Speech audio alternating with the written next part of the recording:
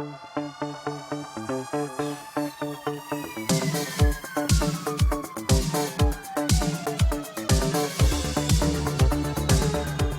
up, everyone? This is the Next Tape podcast with Mikel and Tanyka. this is episode 26, I believe. Yeah. And we have a special guest on this episode. Would you like to introduce him, Tanyka? Yes, I would. So we have Tristan Stewart-Robertson, who is the host of a podcast called A Murder Without End, which I personally highly recommend. But Tristan, you can say hi. Hi. Thank you for listening. Yeah. So if you haven't heard of A Murder Without End, it's available on all podcast platforms. I don't want to give anything away with it. The story is a crazy one. It's the one that goes on for many, many years. And definitely helped me learn something actually about the laws within Scotland, actually, and how crazy that is. Like, if someone flees there, you might be able to stay there. Interesting. And I don't want to say much more than that, but it's a great podcast. And Thank you. I appreciate that. You're welcome. Yeah, no, I definitely said I was going to listen to it, and I did. And I got through like every episode within a day. I couldn't stop listening. It was Nice. really good. Well, one of the brother of one of the victims plowed through it in about a day. Yeah.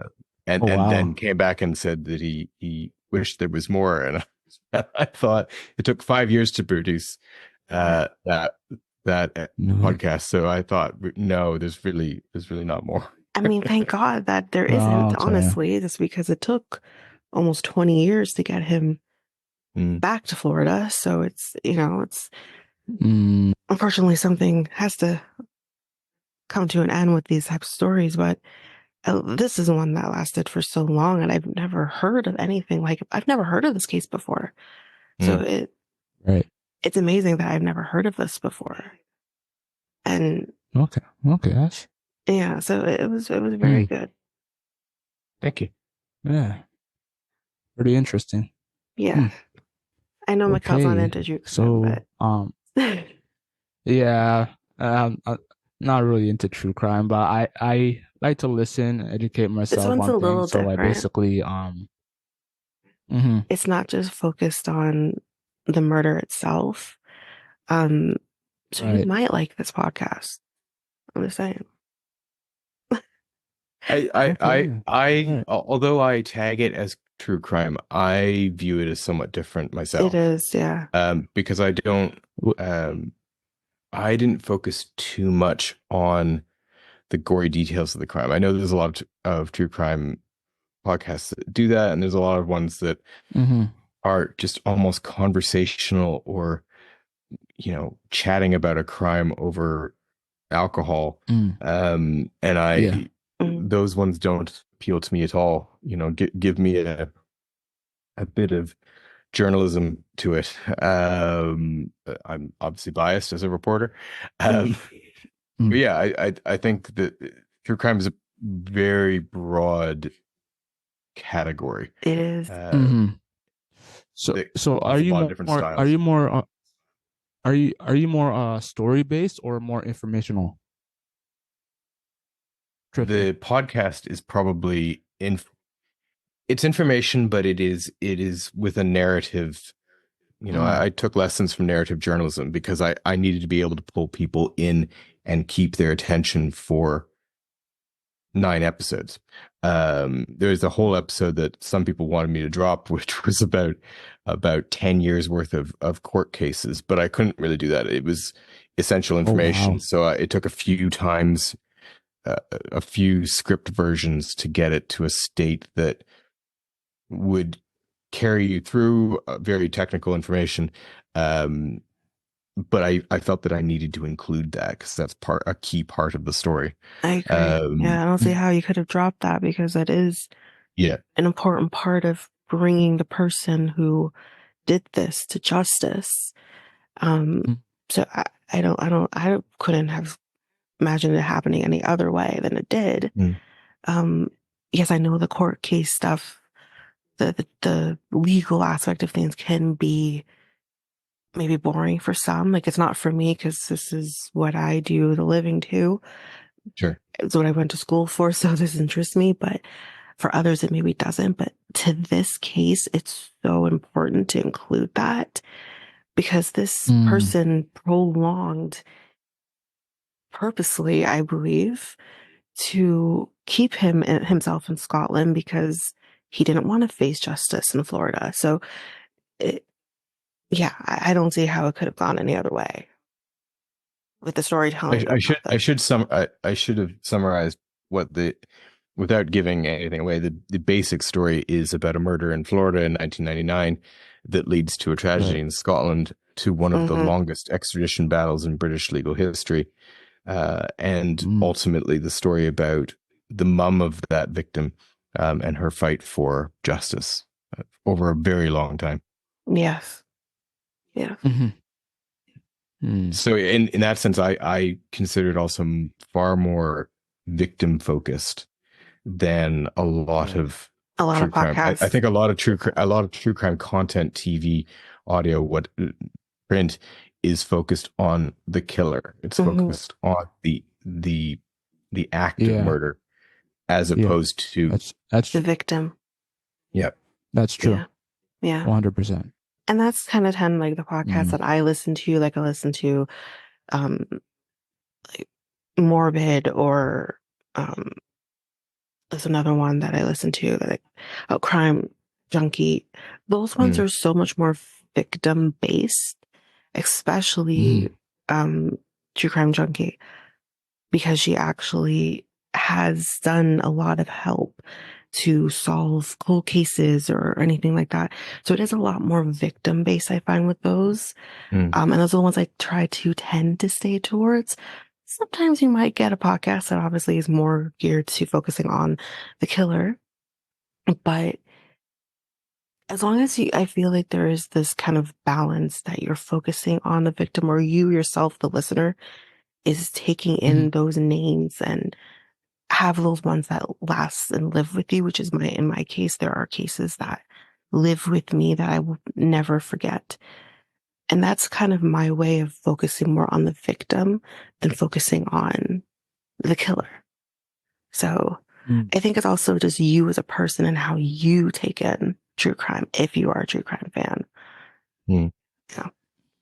No, I think it depends on um, it depends on the case as well. There are Mm-hmm. cases, particularly if you've got an unsolved case, you are going to focus more maybe on The the victim. evidence that there is Yeah.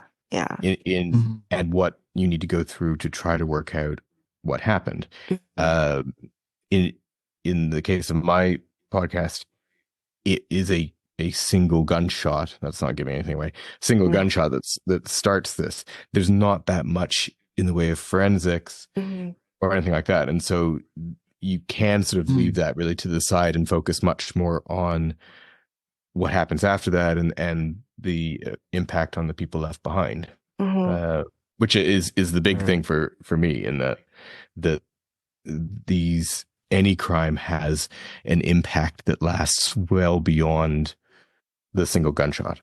Yeah. Mm. Yeah. Mm. Mm. Mm. Mm. Mm. Okay. Okay. So basically with this particular episode, which we kind of started talking about, is we're going to kind of talk about the obsession with true crime, and we are kind of going to focus more on serial killers and stuff like that. So I'm going to obviously do a little bit of a history lesson as well in terms of there are different types of killers, serial killers, spree killers, mass murders. So we're going to kind of, because that's how also I learned in school. You didn't just focus on one or the other. You kind of had to learn, here's the difference between this, and this. And we'll kind of do that, and then we'll kind of jump into kind of maybe more of those more quote unquote Okay. popular serial killers, Mm. and we can kind of go from there. I think most of the serial killers that I touch on are from the 70s, which is a time all of its own when it comes to serial killers. Yeah. So 70s was scary. I don't know how anyone survived. Mm. No, I mean, Mikel, you have no clue. California alone had Yeah. so Well, many that I don't get it. well, I did. No, I did watch some. I don't know if you guys know the series called Snowfall. Like I heard that's of it, based yeah. on the true story. Oh, Yeah, okay. it's I based didn't on a know true that. story. So yeah, so yeah, I can imagine that. California has like a number of murders. So Well, they do, but the yeah. 70s in general Oh was yeah. so many between like I would say between like the 70s into the 80s even. Mm-hmm. There was to have serial killers in one place like that and that to that extreme is crazy. I mean, you Mm-hmm. had the trying to remember all of them right now. You had the Golden State Killer, you had um what was the ones that they were calling them, but there was two of them, not The just Zodiac one. Killer? Mm-hmm. The Zodiac Killer was another one, but he was kind of in the 60s into the 70s. And then he kind of went away. But no, it was the one that was the cousins. And they both were doing it, but they thought it was only one at first. Mm-hmm. And the person who solved that too was the same guy who solved Ramirez. But anyways, can't remember his name, but there's so many. It's nuts. And I happen to do most of them in the 70s, but I do have a Canadian one too. So there's that too.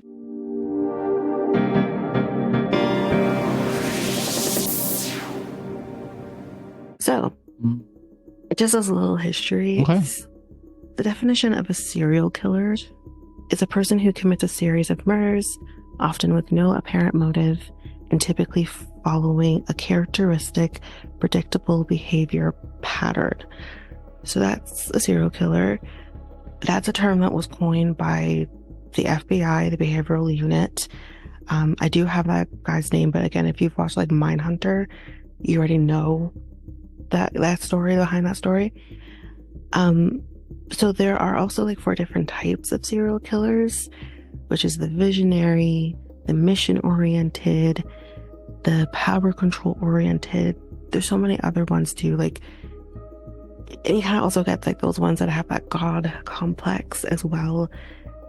Well, they're also narcissists. So those God complex ones, like a Ted Bundy, I would say kind of had not so much the God complex, but more of that narcissist attitude towards him. Figured he can do anything and he can, be his own lawyer, which again, if you know the story of Ted Bundy, then you know all of that. But there's so many different types. So yeah, so a serial killer is usually defined by someone who has killed 3 or more people.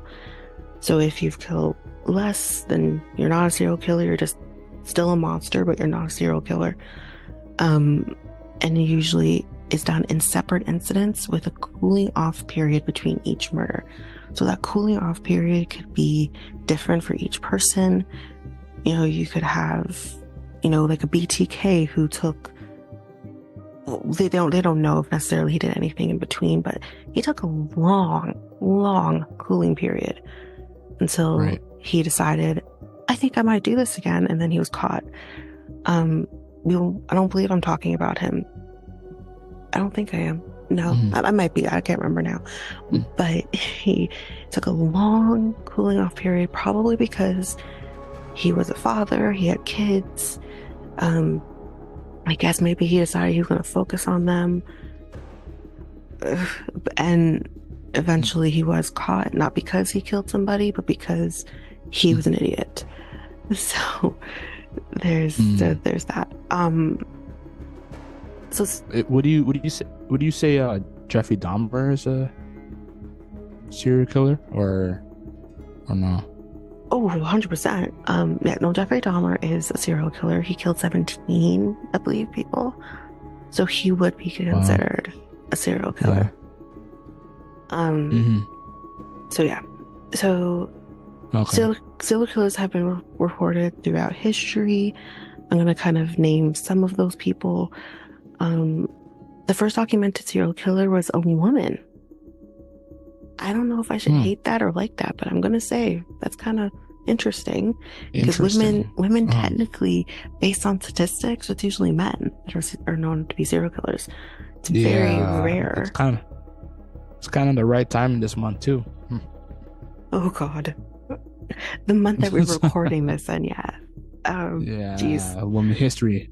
Like how?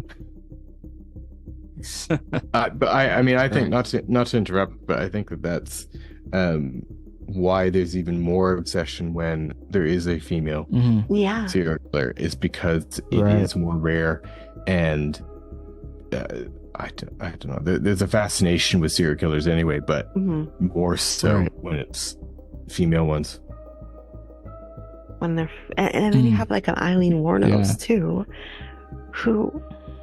It was so weird with her because, like, here she is killing men who are taking advantage of her. And although not great, she kind of had this support behind her as well, which is a little different.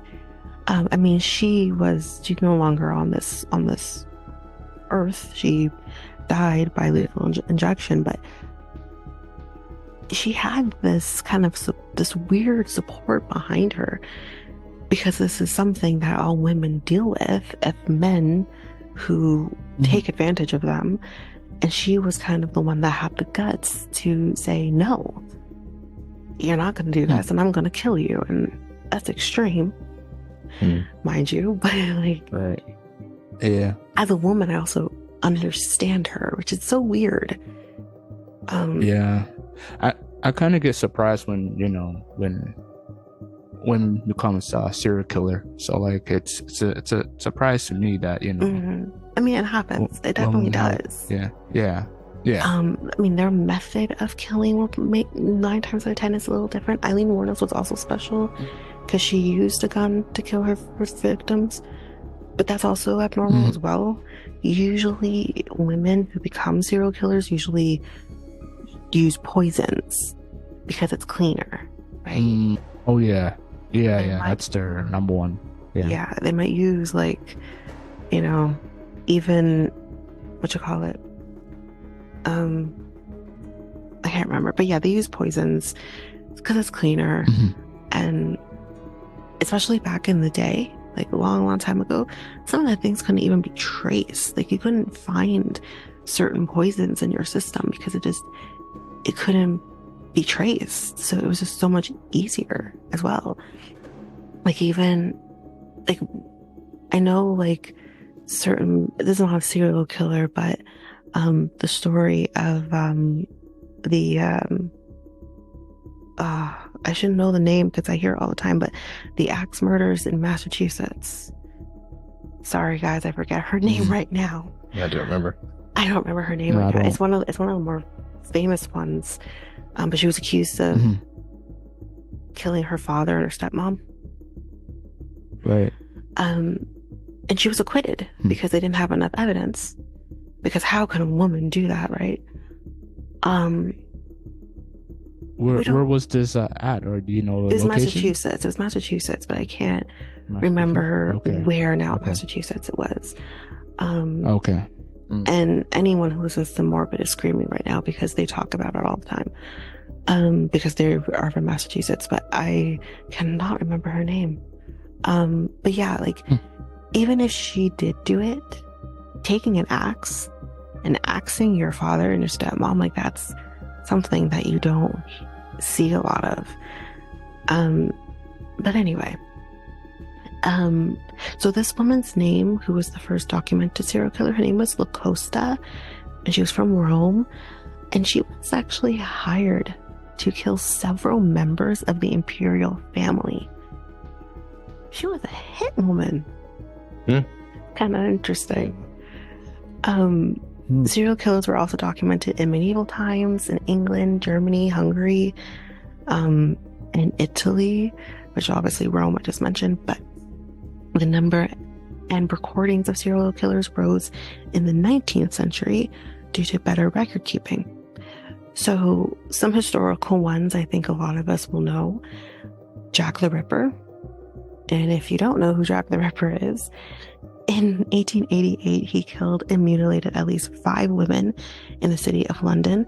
His crimes were vicious and deeply disturbing. Jack the Ripper was never found or convicted and thus got away with his crimes. And there's been a lot of theories as to who Jack the Ripper is, you know, from people who actually lived in London to H.H. Holmes, for example. There's been so many different people that have been accused of being Jack the Ripper, but ultimately we don't know who he was. And he did this in a short span of time. I think he started in August, and by October, he was done. Never heard of again. Yeah. Wow. We have the Killer Clown. If you don't know who the Killer Clown is either. I don't know that one. Oh, really? I don't know. Well, I know Mikel, you might not. So John Wayne Gacy, does that ring a bell? That No? sounds more familiar than the Killer Okay. Clown. Yeah, Yeah, I think I heard of Yeah, him, yeah. they refer to him as the Killer Clown because he would actually dress up as a clown. But he only did that, I think, for like a birthday party, so I'm not sure why the Killer Clown thing stuck, but it did. But John Wayne Gacy was a serial killer and a rapist who killed over 33. They say men on here, but honestly, I want to say boys. He killed young boys, teenagers, throughout the 1970s. He's also called the Killer Clown because he would dress up like a clown for children's birthdays. He was charged multiple times with sexual assaults of young men. When he was finally convicted of the murder of Robert Peast, which is like, that's a crazy one. If you don't know the story of John Wayne Gacy, this was basically like he abducted this, not quote unquote abducted this kid in plain sight. He walked into a store where he was working, said, "I have a job for you." And that's how he would usually get people into his home. He would say, "I have a job for you," and he would hire young men or boys. And he's like, "Yeah, my mom's coming to pick me up, but sure, I'll come talk to you." And he got in his car, never seen again until they found his body. And the weird thing is that there were other people in that store and they clocked him. They clocked John Wayne Gacy in there, said he was the last person who saw him alive. And it was kind of, he probably never would have gotten caught otherwise, because he kind of went for people who were more vagrant and he was not. So it was kind of his undoing. So yeah, he abducted him and murdered him in 1978. The truth about his previous killings came out at that time. The bodies of the boys and men he murdered were found buried in his crawl space. So, so that's how he was caught. He's dead as well. So there's that too. How, you know how he died, or did he just like, you know, rotten? I'm trying to remember. I think at the time they still, this was in Illinois, I think they still had the death penalty in Illinois at the time. So I think that's, I think he died from lethal injection. And the funny thing too is because you mentioned Jeffrey Dahmer, there was the connection between Gacy and Dahmer in the sense of they suspect that Jeffrey Dahmer kind of quote unquote idolized Gacy. So I think when he was eventually killed by lethal injection, Gacy, I think it was not long after that Dahmer was captured. I believe. I might be wrong with the timeline, but I think that's roughly, yeah. I think it was in that documentary that he was inspired. They showed him. They showed him. Yeah, they did. And I don't want to say documentary. It was a series, but yes. Oh, a series. My bad. Yeah, they did. Yeah, they did mention him in that for sure. So there are many different traits of a serial killer. It doesn't necessarily mean that a serial killer will have all of these traits, or if you have these traits, you're a serial killer. It's just things that they have gathered throughout time to kind of say, these are what a lot of them have in common. So they could have lack of empathy, lack of remorse, so kind of the ones that we kind of all know, impulsivity, grandiosity, so that's where the narcissism kind of comes in. Well, I said narcissism, but I already said that. Superficial charm. So like Bundy had a very superficial charm. Manipulation, a lot of them do. And an addictive personality, because they have to go more, have more of that, right? There's that is what it was so, I think, I hate to give BTK anything, but that was one of the things that was interesting about him, because he had clearly this addictive personality to what he was doing, and then took that long cooling off period. That's why he's one of the more interesting cases with serial killers. Right. So there's also that like question of whether or not a serial killer is made or was born this way. And I mean, I feel like I've gone back and forth with this from when I kind of learned this in school till even now. I feel like, yes, there has to be something, some sort of gene in you, which they've kind of established that with Paul Bernardo, that he kind of has this gene that is kind of made him maybe do what he does. But I also think it is also how you are brought up, the environment that you're brought up in.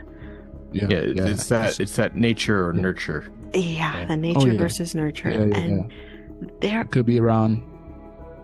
You could be around like friends. You could be around your parents. You could I be think watching. It's more your parent and how you're raised. I do think friends can influence, but I think a lot of times the ones that I've heard, it's usually how they're raised and in the environment they're raised in. There are serial killers who have had perfect childhoods and still do what they do. But 9 times out of 10, it's not. Like Paul Bernardo did not have a great childhood, and also that once he found out his father wasn't his father, he went off the deep end. Ted Bundy, he wanted to tell the world, I had a great childhood, and he did to a point. But when he also found out that his father wasn't his father, it became an issue for him. But that's kind of similar to what. So I cover court every week for my local papers, and you'll hear defense lawyers come up with something, and they'll say, "Oh, he was drunk at the time, doesn't remember anything." I'm offering this not as an explanation, but as a, as background or whatever, not as an excuse, but as an explanation, is what they say. And that's,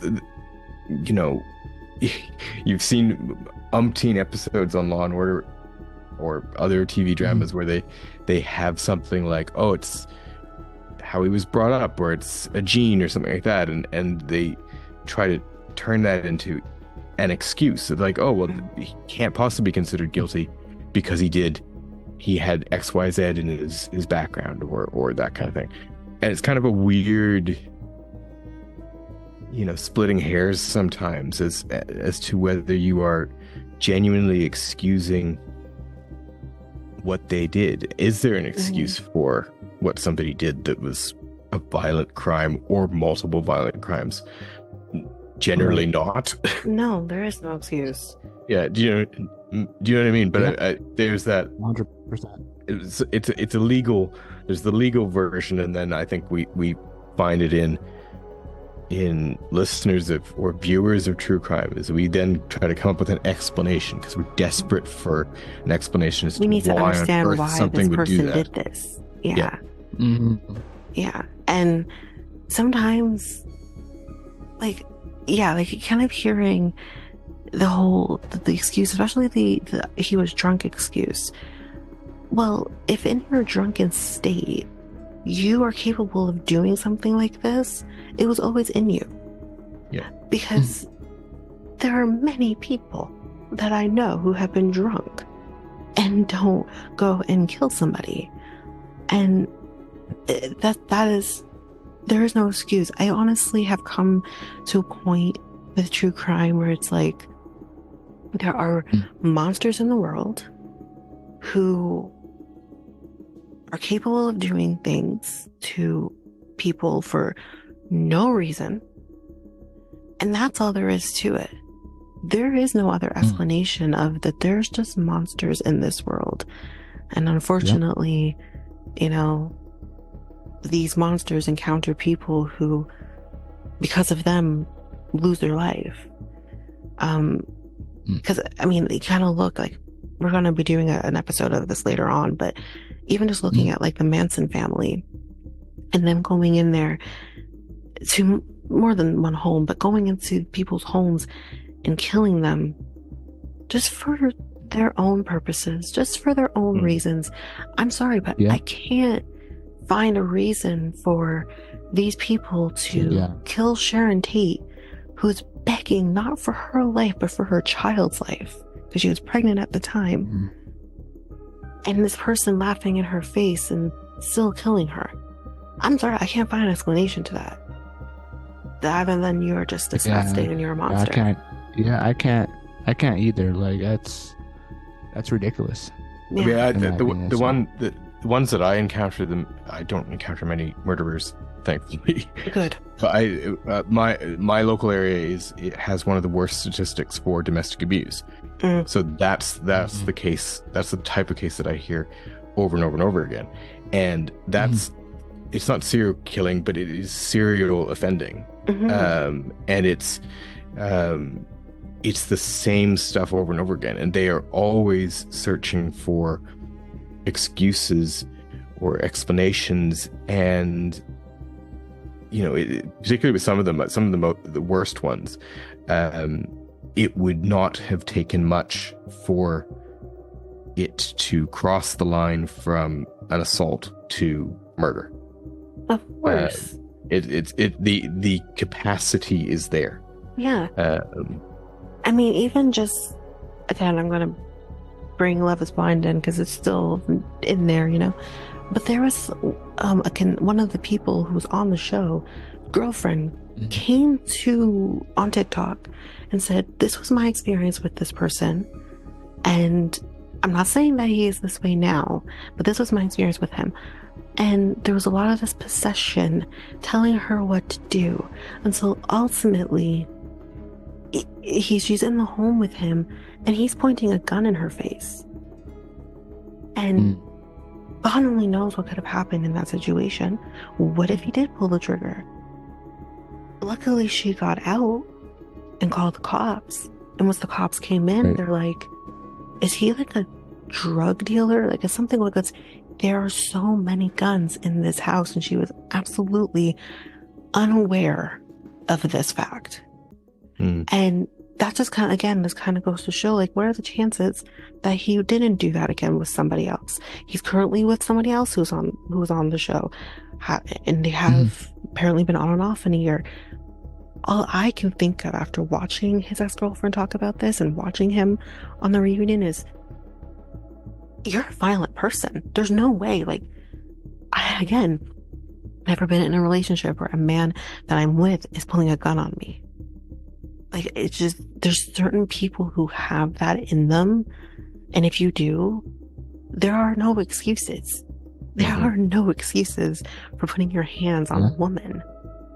If you have some anger in you that needs to come out, then take it to the gym, take it to boxing or whatever. Do what you need to do to release that energy. Don't be putting it on women or whatever. Like, is just there is no excuse for that behavior. Well, going back to the parent thing, a lot of them who do just domestic violence basically see it through their parents out in their household. They think it's okay. So like, and they think it's like it's okay to do it upon other women or other men. Because women do too. Women. Yeah. Yeah. So it's not the cycle has to end. I saw a case just last week that was the sheriff, the equivalent of a judge, was slamming the guy for claiming, oh, the house was a mess and that was her fault. And that was his explanation as to why he had terrified her and everything. It's ridiculous. Yeah, like you do something then if you have an issue with how the house looks. Yeah. I have a question. And this has been in a lot of like articles and a lot of news TV as well.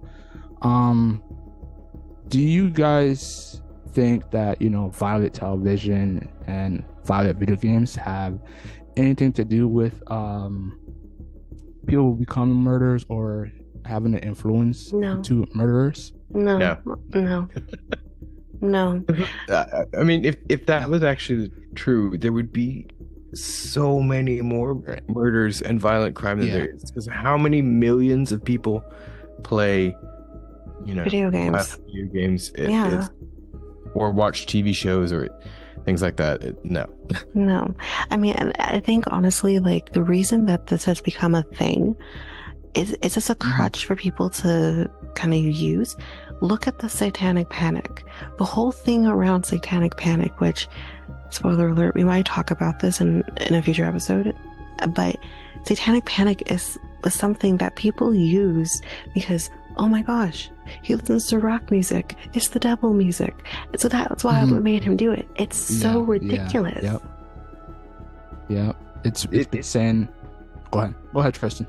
No, sorry. I mean, it's just a recurring. This has been going on for decades of coming up with an excuse. It's not just violent video games or TV, which is always fitted into a right wing or far right. Oh, let's clamp down on things. But 100%. But I mean that is also the excuse for targeting the LGBTQ community, both in from the 80s right up till the new trans panic. At the moment where they just argue, oh well, if we don't see them in the media, then this word contagion, that if you don't see it in the media, if you don't interact with it, then it won't exist or something. That's what they're doing to drag queens right now, accusing drag queens of being these monsters when they're not. Like, even look at Florida right now. You can't say gay, apparently. That's illegal. And it's just like, are you kidding me? Like, again, you have people, especially in the States, who hold on to things and are like, this is bad. Like, it's going to influence our children. And it's like, no. First of all, if someone identifies as queer in the end of the day, that's something that's been in them from birth. Right? And this whole thing of, because again, that's an argument people have of whether or not being gay is a choice. It's not. Like, it's so that I didn't choose to be a straight woman. I just am. So it's a deflection. It's like, why is it okay for a heterosexual person to just be this way, but someone who is queer, it's like, no, they chose that. It's so dumb. I agree. Like, I agree. Yeah, and I think whenever somebody brings up an argument of that, my default is to ask, what are they deflecting from? What are you trying to distract us from by putting the attention there? And usually in the case of Republicans in the US or right-wing people, it's usually because we don't want to address guns. So we just want as many guns as possible. So let's blame something else. Which is stupid, but that in itself also doesn't the gun. Go on. No, sorry. I mean, I was just thinking, it made me think of the Dunblane massacre in Scotland years ago. The UK does not have many firearms at all. It is not anywhere near, what police don't carry them. Oh, really? Yeah, with the exception of special units. And special incidents where there might be a weapon that would require to respond with armed officers. Officers are not armed with guns. That's the same thing in England, actually. I feel like I did hear that. Is that the same thing in England? It's a UK. It's a UK thing, right? Okay. And part of that increased as a response to Dunblane. Dunblane was effective in clamping down on the limited gun availability that there was. But that certainly wasn't influenced by, the media or anything like that. There was nowhere to look in terms of blame, at least in terms of the legislation, other than guns. Yeah. And availability. So, I think whenever these things come up, I just, what are they deflecting from? And certainly the Republicans in the US love to deflect from anything that they can't possibly tackle. Yeah. I mean, look at the 100%. Response to, it was one of them, the school mass shootings. I think it was the one in Florida. And Parkland. Yes. And Trump's response to that was, well, we should just have guns in the school. Teachers should just have guns in the school, and then that way they can combat a school shooter. So the answer to guns is guns. That sounds about right. Which didn't even work in Texas. Was that last year, the year before, the Uvalde shooting? Yeah, I mean they were armed in the corridors for 90 Texas. minutes. Yeah, Texas had guns, and exactly. It didn't do anything. It's just, it baffles me. And the funny thing is too, like, we're all Canadians here. We're all Canadian, but the thing too is, like, me and my mom watching like Fear Thy Neighbor, for example, and we concluded after watching, I don't know, 20 episodes of Fear Thy Neighbor, that do you notice that none of these are happening in Canada or anywhere else where you don't have the right to bear arms? It's happening in the States with the people who have the right to bear arms, and then it creates this level of fear, right? Like the one I just finished watching yesterday, I can't remember where they were. I feel like it was Texas too. Yeah, it was Texas. This woman asleep in her bed with her kids had her son shoot her. The neighbor had her son go to this woman's window and shoot her in the head in front of her kids. And I won't go into the reason that but it was, they're quote unquote fighting over a man. Long story, but if you want to find, I'm sure you can find it. And this is what luckily she survived, because it was a deep flesh wound, but nonetheless it was a flesh wound. There was no entry, so she survived. But it's like, okay, so the way to solve an issue is for you to tell your son, who just came back from army training, to shoot this woman in the head in front of her kids. Makes sense. Again, I don't get it. I'm Canadian. Well, but it's easy for us as Canadians to act like, oh well, we are morally superior, or we're so much better. And unfortunately, when Canada does not make the UK news, and when it does, wow, they go all out. So the serial killer in Nova Scotia, Picton years ago. Oh God, Picton. Those ones go. Yeah, when Canadians really go all out, we have some awful crimes. And I was just thinking, there are serial killers where it's not a single killer, But if you think of like the Highway of Tears, that's not a single killer, but that is a serial offense or serial target, or do you know what I mean? So there's almost a systemic. It's not a single killer, but it's a systemic killing of a particular community. So and unfortunately, we do have our capacities for. Oh, we're not perfect. Awful. Yeah. We have guns. Yeah. We're not perfect. And I mean, I wish I had taken notes to talk about Picton. I'm actually going to talk about Bernardo, but Picton's crimes were disgusting. And again, his crimes went completely under the radar because this was a person who was a part of the community and was seen as a quote unquote good guy, and his victim choice were all Native Canadians for the most part, and sex workers. So double whammy in this country, apparently. Like,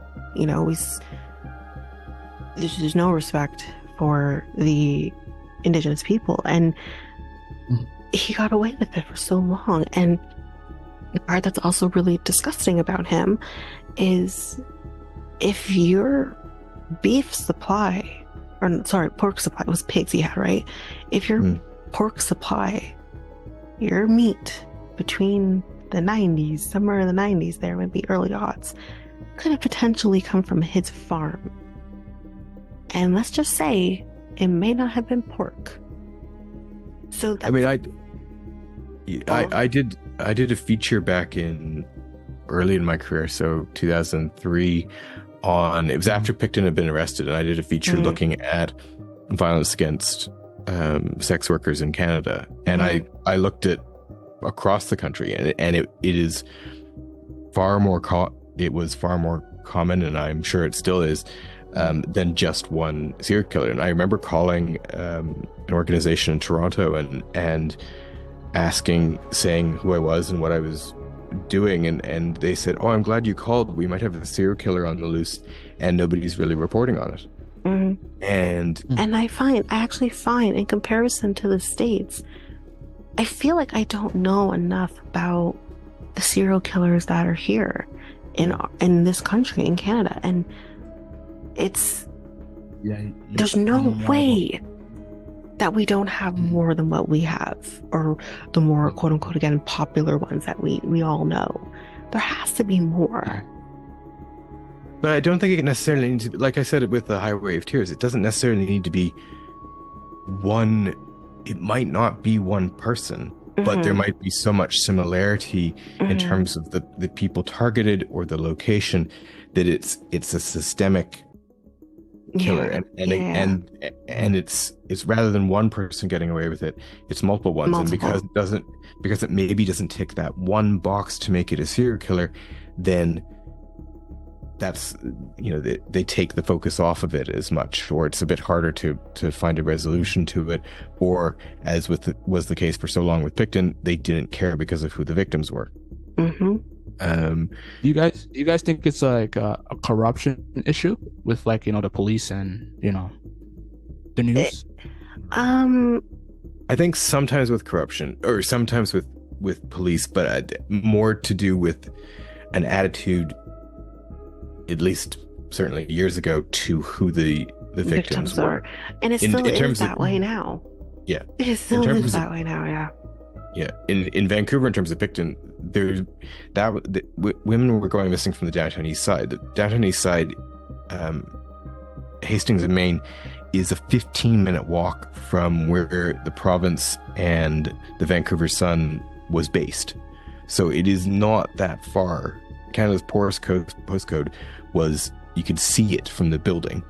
So in that case, I've always attributed it to laziness and an attitude that the women were disposable, that the victims were disposable. Yeah, and you have that all over the world. It's not just here in Canada, it's not just in the States. It happens in the UK. There was, and I can't remember his name right now, but there was a serial killer in, I believe it was England, who was picking up sex workers and, was killing them. And he was getting away with it for quite some time until I think cops came upon him. Like, they didn't know there's something going on. These cases are linked, but they just weren't able to catch him until they finally came upon him, and they found him with the murder weapon that he'd used in other cases as well. So, and I can't remember what the murder weapon, I feel like it was like a hammer or something, and I can't remember, but it happens everywhere. And this was in the 80s, like I said. So this was happening. It's happening then. It's happening now. And that is why sex work has this danger attached to it, because you just never know who you're going to come upon and how that person is going to treat you. Like, even look at the Long Island killer, who they just recently caught, but his cases were going on from before that. You have I think it's the Gringo Beach 5, and there was another person as well who was a sex worker. But I believe all of those victims were sex workers, and he got away with it for a long time. They just arrested him like last year, I think late last year, and I didn't think they were going to solve the case personally. But there is a movie about that too on Lifetime. I can't remember what the movie's called, but there is a movie on it. And like, if you'd rather do that, or you can listen to podcasts about it too. Like, it's an interesting story, because there is so much. That story has corruption within the police department. There's corruption in there, and why this probably is the reason why it didn't get solved faster than it did. I think the word corruption gets thrown around a lot, and people always say to me about local planning issues. Oh, it's politicians getting brown envelopes full of cash. Okay, well, if that's the case, then show me the proof. And it doesn't exist. But I think it's an easy deflection. If you listen to, for example, season 1 of The Village, the Justin Ling podcast about the gay murders in Toronto years ago. Yeah. And that there is certainly the police ignoring the victims because of who they were, but I'm not sure if that rises to the level of corruption. Do you know what I mean? No, I don't think that. I don't consider that corruption. But more so, like, I'm assuming we're talking about MacArthur, right? Yeah. Sorry, I just couldn't remember the name of it. Yeah. I think with his victims, it wasn't so much that the men were gay, because a lot of them hadn't come out to even family. Yeah. Some of them were actually married to women, so it wasn't so much about that, but it was about the fact that these men that he was choosing were, some of them at least anyways, didn't have, their immigration status was non-existent. Some of them had overstayed visas. They weren't permanent residents. It was more about that, and they figured that, oh, well, he's not a citizen or a permanent resident of Canada, so he probably just ran away. But why? Because one minute he's living his life with his family, and the next minute he's gone. No one just, and that's the other thing, no one just disappears. And that's the thing that you hear a lot, especially with watching like Disappeared. The running theme is, oh, they just maybe ran away, or they don't want to be found, or whatever. There was, out of the 10 seasons that I watched of Disappeared, only one case did the person actually run away on purpose and did not want to be found. And once the story came out, she contacted police saying, I'm fine. I don't want to talk to my family, but I'm okay. One case. All the others, they can't be found. Or if they are ever found, it's their bodies being found. No one just chooses to disappear. That's that's the thing. MacArthur got away with his crimes for that reason, because people thought, oh, they probably just ran away, and was able to continue on with his killings because of it. And I mean, there's so much more we can talk about with MacArthur. I think there was a lot of self-hatred and stuff like that, because I still to this day just don't understand how the Jeffrey Dahmers and Art MacArthur, it's just, you're targeting other gay men. But no, you know what? I'm actually not going to say that. MacArthur was different because he had come out, if I'm correct. Because he was married to a woman initially, and then he's like, oh, well, you know, I think this is who I am, which is fine. Whatever. You're going through a journey of figuring yourself out, and if you identify as gay, that's fine. That doesn't mean then he should have been killing people. Like, I think just in generally speaking, if you have some sort of self-hatred, it doesn't matter what the reason is, you shouldn't be putting that on other people. So yeah, self-hatred doesn't necessarily mean that. I mean, I had the misfortune many years ago, to have gone on a few dates with somebody who, years after I met him, ended up killing somebody. Oh my God. And I knew at the time that I met him that he had self-hatred. And that manifested in a very different way, obviously, than when he met up with this other person. But I don't think that, you know, plenty of people in the LGBT community, not necessarily self-hatred, but it takes a while to be comfortable with ourselves and that kind of thing. That doesn't necessarily mean you're going to kill somebody. Exactly. In the same way as, you know, watching a video game about murder isn't going to, or, you know, shooting up zombies isn't going to lead to something. You know, there's such a complicated set of factors, and maybe that's again part of that fascination with serial killers or killers generally, is that we're trying to figure out what combination of things, what one thing or what five things turned a normal person who could be my neighbor into, or somebody I went on a date with, into a killer. And that's the thing. That's and kind of following with that with the Dahmer. Yes, he had self-hatred, and he didn't, and that a lot came from, I think, his religious, like, he had a very religious grandmother. Obviously that probably trickled over to his father, and probably just didn't feel comfortable coming out. And again, this was, you know, 70s, 80s, 90s. So it was just a different time as well. But I think a lot with Dahmer wasn't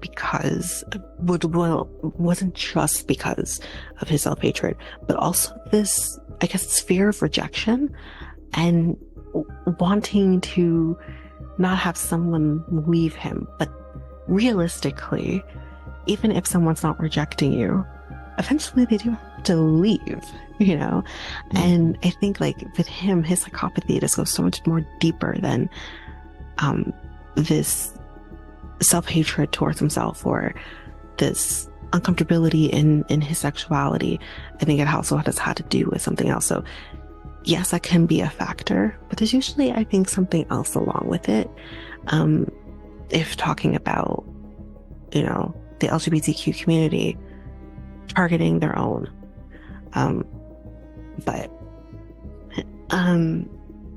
So let's get back to this too. We definitely got off on a tangent. Yeah. It's all good. Yeah. So the term serial murder, as I mentioned before, was popularized in the 1970s. That's when the BAU kind of started, by Robert Ressler, who was, again, like I said, a part of the BAU, behavioral unit. So as mentioned before, like I said, there's different type of murders that I definitely learned in school, because we had to do criminal law when I was doing my clerking course. And the one thing we learned is that there are serial killers, and there's also mass murders. So the definition of a mass murder is a violent crime of killing a number of people, typically simultaneously or over a relatively short period of time and in proximity. Mass murder typically occurs in a single location where one or more persons kill several others. So that would be like a school shooting, so like Columbine or Parkland, like we mentioned, that would be considered a mass murder. There are definitely other types of mass murders that happen that are not just happening in schools, but that is the one in the movie. The one in the movie theater would be another one. Would be another example. That was them going to see Batman, I believe. Batman, yeah. Yeah. So that's another one. So usually also mass murderers tend to kill people familiar to them. What could be neighbors, co-workers, on top of also strangers. So the one that kind of comes to mind for me is Sandy Hook is one that comes to mind for me, which, I mean, I will never forget when I heard about Sandy Hook. Actually, Mikel, I was with you when that came up on the news, and I'll never forget, like, that's a example of them kind of going and killing other people before they go and they commit this mass murder, which is anyway. Familicide, which is another definition of a mass murder. So family annihilator is the other term for that. And it's one of actually the most common forms of mass murder, which is so scary to me, but yeah, that's another one. So in many cases, mass murders also die during the event. Very rarely do they survive because they usually kill themselves. I think the Parkland shooter was the one that was most recent, where he lived after that, which is, I remember thinking, oh my God, he's alive. Like, I did not think I thought for sure he would have, because every other one does before him and even since him. So it was interesting that they actually were able to not actually, either they do self-infliction or they'll have the police basically do it.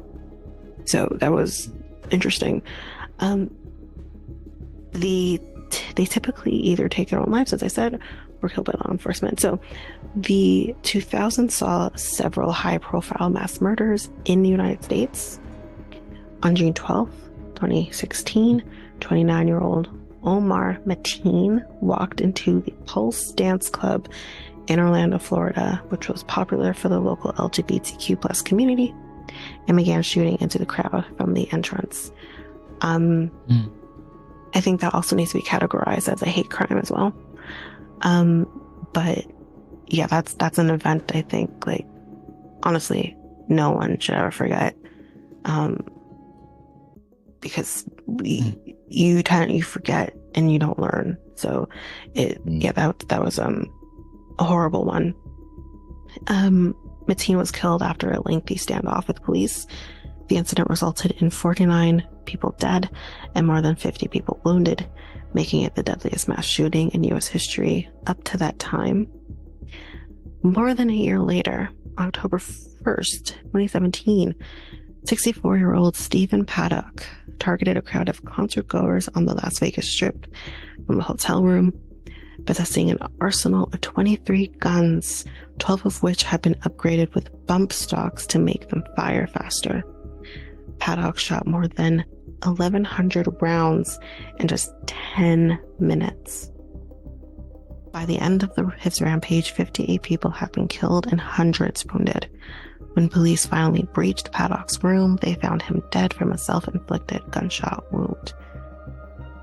I remember Dr. Phil actually talking about that after it happened, and I think it was his ex-girlfriend or his girl, I don't know if they were still together, And there was another person that they had interviewed too, who were completely shocked by this. They did not expect him to do anything like this, and also couldn't understand why he did it. And we'll never know why he did it, because obviously he killed himself. But I do find that interesting when people say, I don't know why this person did this, but there had to have been something. No one just decides one day, you know what, I think I'm going to shoot people in Las Vegas. Like, no one comes up with that. This was, and the guns he had and the types that he had, this was planned. There's just no way that you missed the mark on this. I feel like a lot of mass murders are basically influenced from the others as well. So like, yeah, I can understand that. Yeah, so like, yeah, and there's a one in Charleston too, Charleston church shooting. You remember that one? Yep. No, actually, I don't. Like Charleston, North Carolina, or Charleston is in North Carolina or South Carolina? Yeah, South Carolina. South Carolina. Okay. Yeah. It was basically an anti-black mass shooting. So. Oh man. Okay. Person killed. Let me just. 9 people, and then there was like basically 1 injured. So. This happened in 2015. Okay. Yeah, it was crazy. Yeah, I feel like there was a lot of mass murders happening in pretty close proximity to each other. Like even these ones I just mentioned was 2016 and 2017. I feel like even before that, because then there was Sandy Hook, and I feel like there was another one after that too, and I feel like there was an issue going on definitely with the amount of mass murders that were happening. Yeah.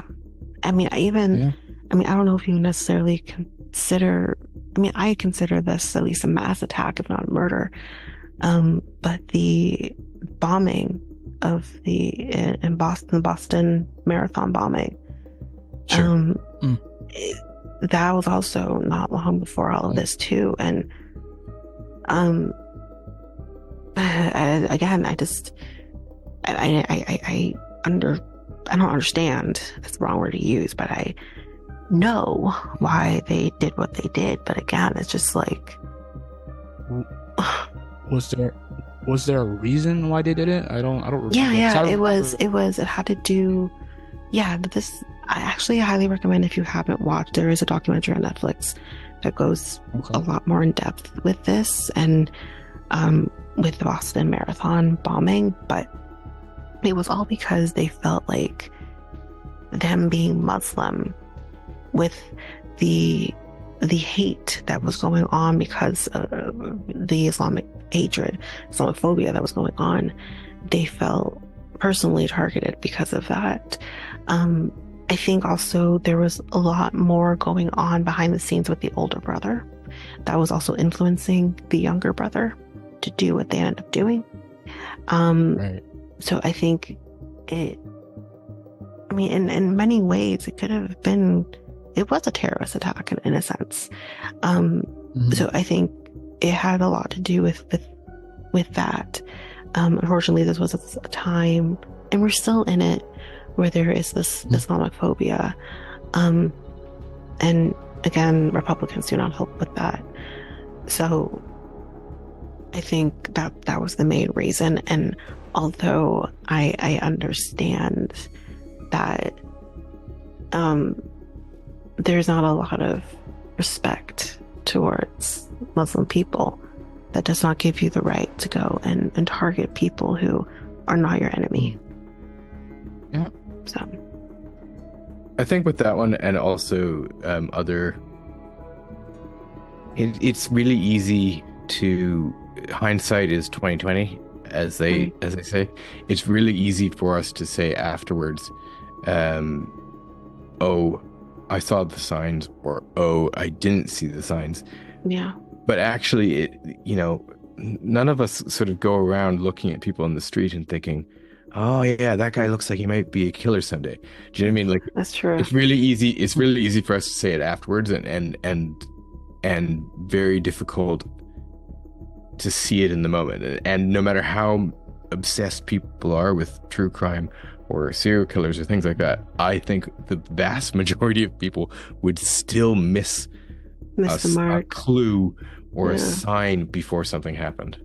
I mean, at least like when they had like friends who were interviewing who knew the younger brother of the Boston Marathon bombing, they were, and I believe them, were completely shocked by all of this because he didn't seem to be this extremist in the same way that his brother was.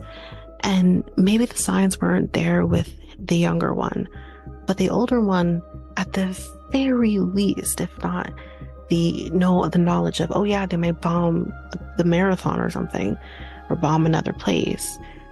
It was at the mirror. The minimum is he was an extremist, and I feel like if not seen, it was ignored, especially by their parents. It was ignored. And then there's also potentially the wife was somewhat involved. Like, hey, yeah, he was the older one was married. Was she involved in all of this too? Like they don't know, and they can't. There are no charges coming down on her because they don't know. But I think at the very least, he was an extremist, and that was missed. That's not necessarily saying he would have done what he did, but at the very least, it's that. And it wasn't just the bombing that happened. There's a lot more to this story than just the bombing. It did not end with the bombing. So there is that too. So that's why I highly recommend, like, if you haven't seen it and you want to know more about the Boston Marathon bombing, I wish I can't remember the name of it on Netflix, but I'm sure if you just type in Boston Marathon bombing, it'll probably pop up. And it is a really well done documentary. And so, yeah, I would definitely take a watch and learn a lot more of what happened, because there's things I didn't know. I didn't know that it went beyond the bombing. It's called the American Manhunt, the Boston Marathon That's it. bombing. Yeah, that is it. So the final type of killer that we learn about is something called a spree killer. Now, there's a lot of this can be a little more confusing because there is similarity between spree and mass, but the difference between I was thinking the same thing. Yeah, there are similarities, but it's still a little different. So, a spree killer is someone who commits a criminal act that involves 2 or more murders in a short time. So, that's someone who goes from one location and goes to another location and is killing multiple people. So there are different opinions about what durations of time a killing spree may take place in, but it has to be in a short amount of time. So one of those serial killers, now that we're going to kind of jump into that conversation, and as mentioned, I'm going to be talking about maybe a couple of serial killers from the 70s. Ted Bundy is one of them. And he was born on November 24th, 1946 in Burlington, Vermont. And he died on January 24th in 1989 in Stark, Florida by lethal injection. He was an American serial killer and rapist and one of the most notorious criminals of the late 20th century. As mentioned before, as I kind of said, like, Bundy says he didn't have a great he did have a great childhood, but he actually had a difficult childhood. He had a strained relationship with his stepfather, and his shyness also made him a frequent target of bullying. Later, however, his intelligence and his social skills enabled him to enjoy a successful college career, and he developed a series of apparently normal emotional relationships with women. One of those women have actually come out to tell her story. I think they did a 2020 interview. So he did have a relationship, and she had a daughter. So, he definitely had a normal life. He was very smart. But despite this apparent stability that he had, he sexually assaulted and killed several young women in Washington, Oregon, Colorado, Utah, and Florida between 1974 and 1978. Although he would ultimately confess to 28 of the murders, some estimated that he was responsible for hundreds of deaths. Following a well-publicized trial, he was sentenced to death in 1979 for the murder of 2 college students. That was in Florida, because he was charged in, was it Colorado before? And he was indicted, or not indicted, he was found guilty in Colorado. But then because he had done, so, okay, let's do the backstory, because I don't think it's mentioned here. He was charged in Colorado. He escaped prison because he acted as his own attorney. So because of this, he was allowed to go into the library, obviously with supervision, but the supervision wasn't that good because he was able to escape out of the window that was on the 2nd story of this courthouse. And he successfully escaped. And he fled to Florida, where he would kill these 2 college students. And he was also convicted of killing a 12-year-old, raping and killing a 12-year-old girl as well. And that was also in Florida. And I believe that's the one that caused him to be even charged with capital murder, honestly, because that's sick, obviously. Bundy was then executed in Florida as as a lethal injection. It was electric chair in 1989. Despite the appalling nature of his crimes, Bundy became something of a celebrity, particularly following his escape from custody, as mentioned, in Colorado in 1977. During his trial, his charm and intelligence drew significant public attention. His case inspired a series of popular novels and films devoted to serial murder. It also galvanized feminist criminologists who contended that the popular media had transformed Bundy into a romantic figure. And they did. Because the thing that you hear so much about Bundy is, oh, he was so hot, he's so good looking, he's this, he's that, he's so charming. He killed women, y'all. So all of you who are talking about, oh, he's so hot and all of this or whatever, he would have killed you in a heartbeat. Especially if you, because he definitely had a type that he went after. He would have killed you. And the thing too is the darkness in him definitely showed when he was doing the trial in, I believe it was Florida, and he lost it on one of the people who were on the stand. I can't remember if it was a victim. And that's the other thing too. He had victims who survived his attacks, who had to ultimately face him because he was his own attorney. And there is a scene, if you can search for it, I found it on YouTube, but it's not easy to find, but you can find this particular scene of him, actual Ted Bundy, in this rage-induced state and how dark his eyes got. It's scary. So I don't understand how people are like, oh my god, he's so cute. Like, I don't get it. He's not Is cute. there a reason why? Is there a reason why women like criminals? Like Danger. It's the danger male. aspect. Okay. It's the And danger bad guy? aspect. Yeah. Okay. Even I feel All like it's even far beyond the bad guy. It's the danger. It's that adrenaline rush. That's what. And the thing is, when he was in prison, I don't know if he got married to her, but he had a girlfriend. He had a girlfriend. I think they got married actually, and he had a child with her. He was in prison, and this woman believed his innocence until she eventually came to her senses, and it's like, oh no, you're gross. And she never saw him again. The child never saw him again. So like, I don't understand. I don't get it. Even like with Richard Ramirez, same thing. This guy was going into people's homes and killing them, was kidnapping children and raping them. And we all want to be out here being like, oh, but he's so dreamy. No, he's not.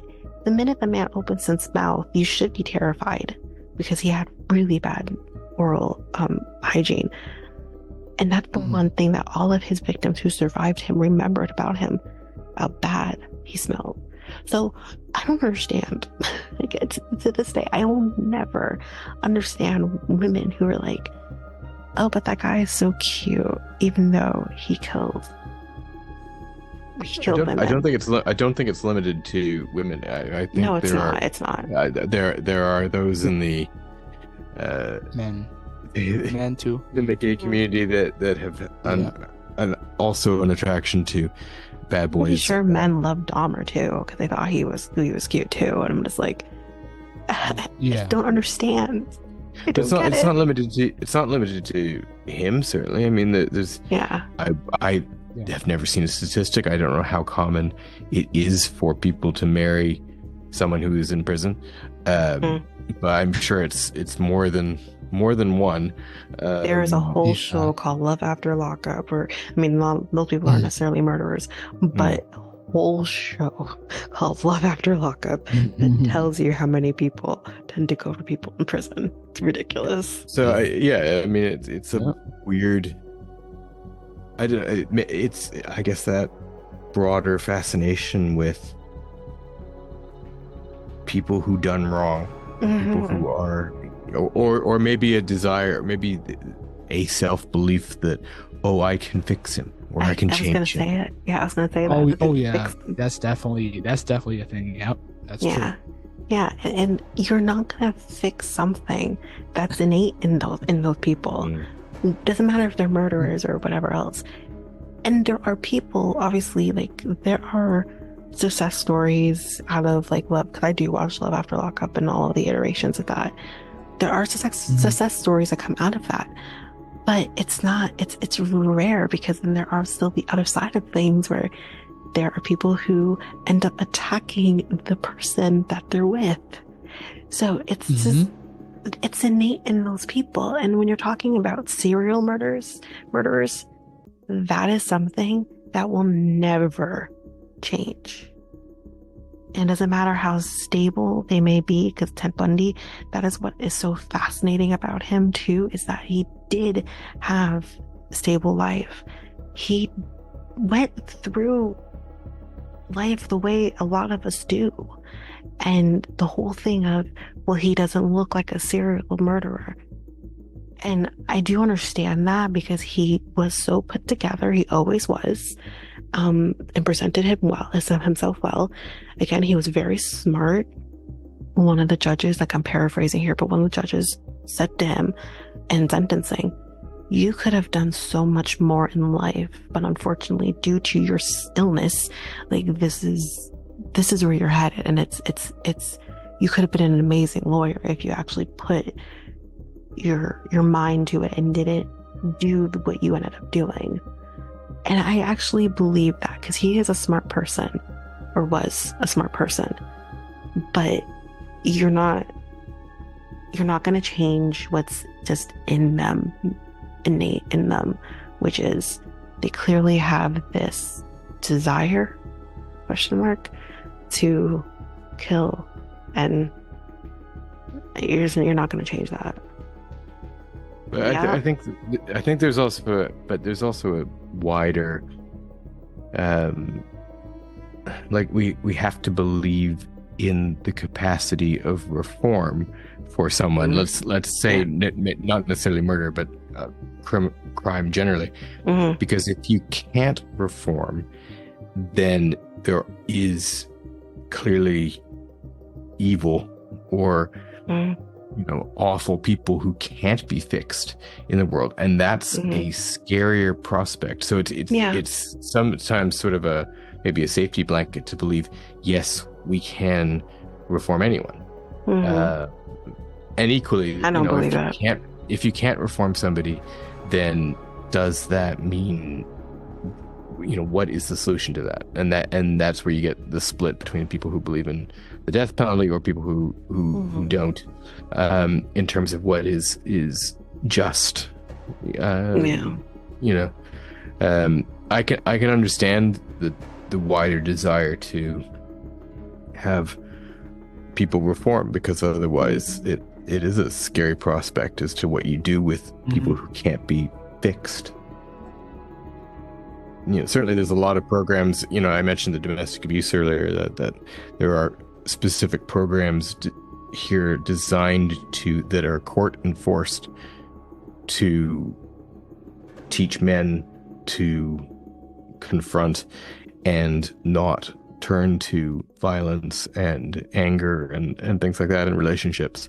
And you have to believe those work, otherwise we have a problem. An unsolvable problem. And that's the thing. I do think, depending on the crime, that you can reform. It can be a hit or miss for me when it comes to domestic violence, just because. Sure. If this is kind of the one time you did this and this came completely out of the blue, then yes, I can maybe believe you can be reformed. But if you've been doing this from the beginning of you being in romantic relationships with somebody, then I don't know if you necessarily be reformed. Even when it comes to murder, if this was a one-time thing and it was, you didn't expect this to happen, I'm thinking like second degree and like lower, then yes, I think. Or even self-defense. You could definitely be reformed. But as soon as you get into that first degree territory and that serial killer territory, I'm just like, oh no, that's just pure evil. Because I can't understand how somebody can plan to kill another person, or just have the mere desire to kill multiple people because you think it will be fun, and it gives you this sort of gratification. No matter what that gratification may be, you are getting gratification from doing this. I cannot ever think you can be reformed. Paul Bernardo, if that man gets out of prison, I'm moving. There's just no way that I can ever think that Paul Bernardo could be reformed. Before he started killing young girls, he was raping young girls.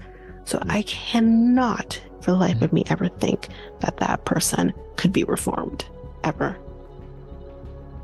And so how long has he been in jail now? Paul Bernardo, I can't remember the exact year he went to prison. Was it 96, 97?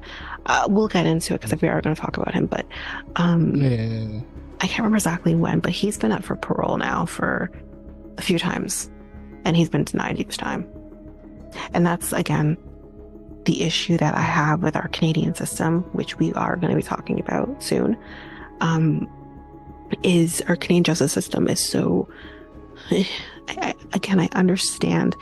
And again, it's actually very similar to what I think the UK does, where you don't have, quote unquote, life in prison. You have 25 years to life, but you're up for parole after 25. Right. And I get it, but people like Paul Bernardo don't deserve that. There's other people who have killed for their mere joy who don't deserve that. And that is one thing that I can give the American justice system is life means life. You ain't coming out. Okay. And that's what I believe in personally. I don't believe our system should be letting people out after 25 years. Or do you whatever. feel like someone can change? Depends on what we're talking about. Yeah, like someone like him, versus someone that's been short term into a prison. Like if someone's been in short term in prison, most likely they'll probably kill again. But if someone's been in prison for a long term, I feel like they will most likely change their ways, change who they are as a person, because there's a lot of resources, to be honest, in prison I nowadays. just don't believe that for Paul Bernardo. And Yeah, I can use like Carla Homolka and Paul Bernardo, for example. She got out after 12 years. And I mean, she's living her life. Even though her sister can't, she's living her life, has her kids, got married. And she hasn't, as far as we know, hasn't killed again. And there's a lot of speculation of whether or not, like, she was more, well, actually, no, not even speculation. It's fact that she was more involved in these murders than she initially led people to believe. But unfortunately, the deal was made. They can't go back on that. And, you know, she was in there for a shorter term than, obviously, Paul Bernardo is currently. But with someone like Paul Bernardo, he is never going to change. He is who he is. And that's never changing. I don't care what program this guy has been in. I don't care what he's done to quote unquote reform. He's never going to change. He has not many people. One thing that I'll give the Canadian justice system is that they will label certain people like Paul Bernardo a dangerous offender.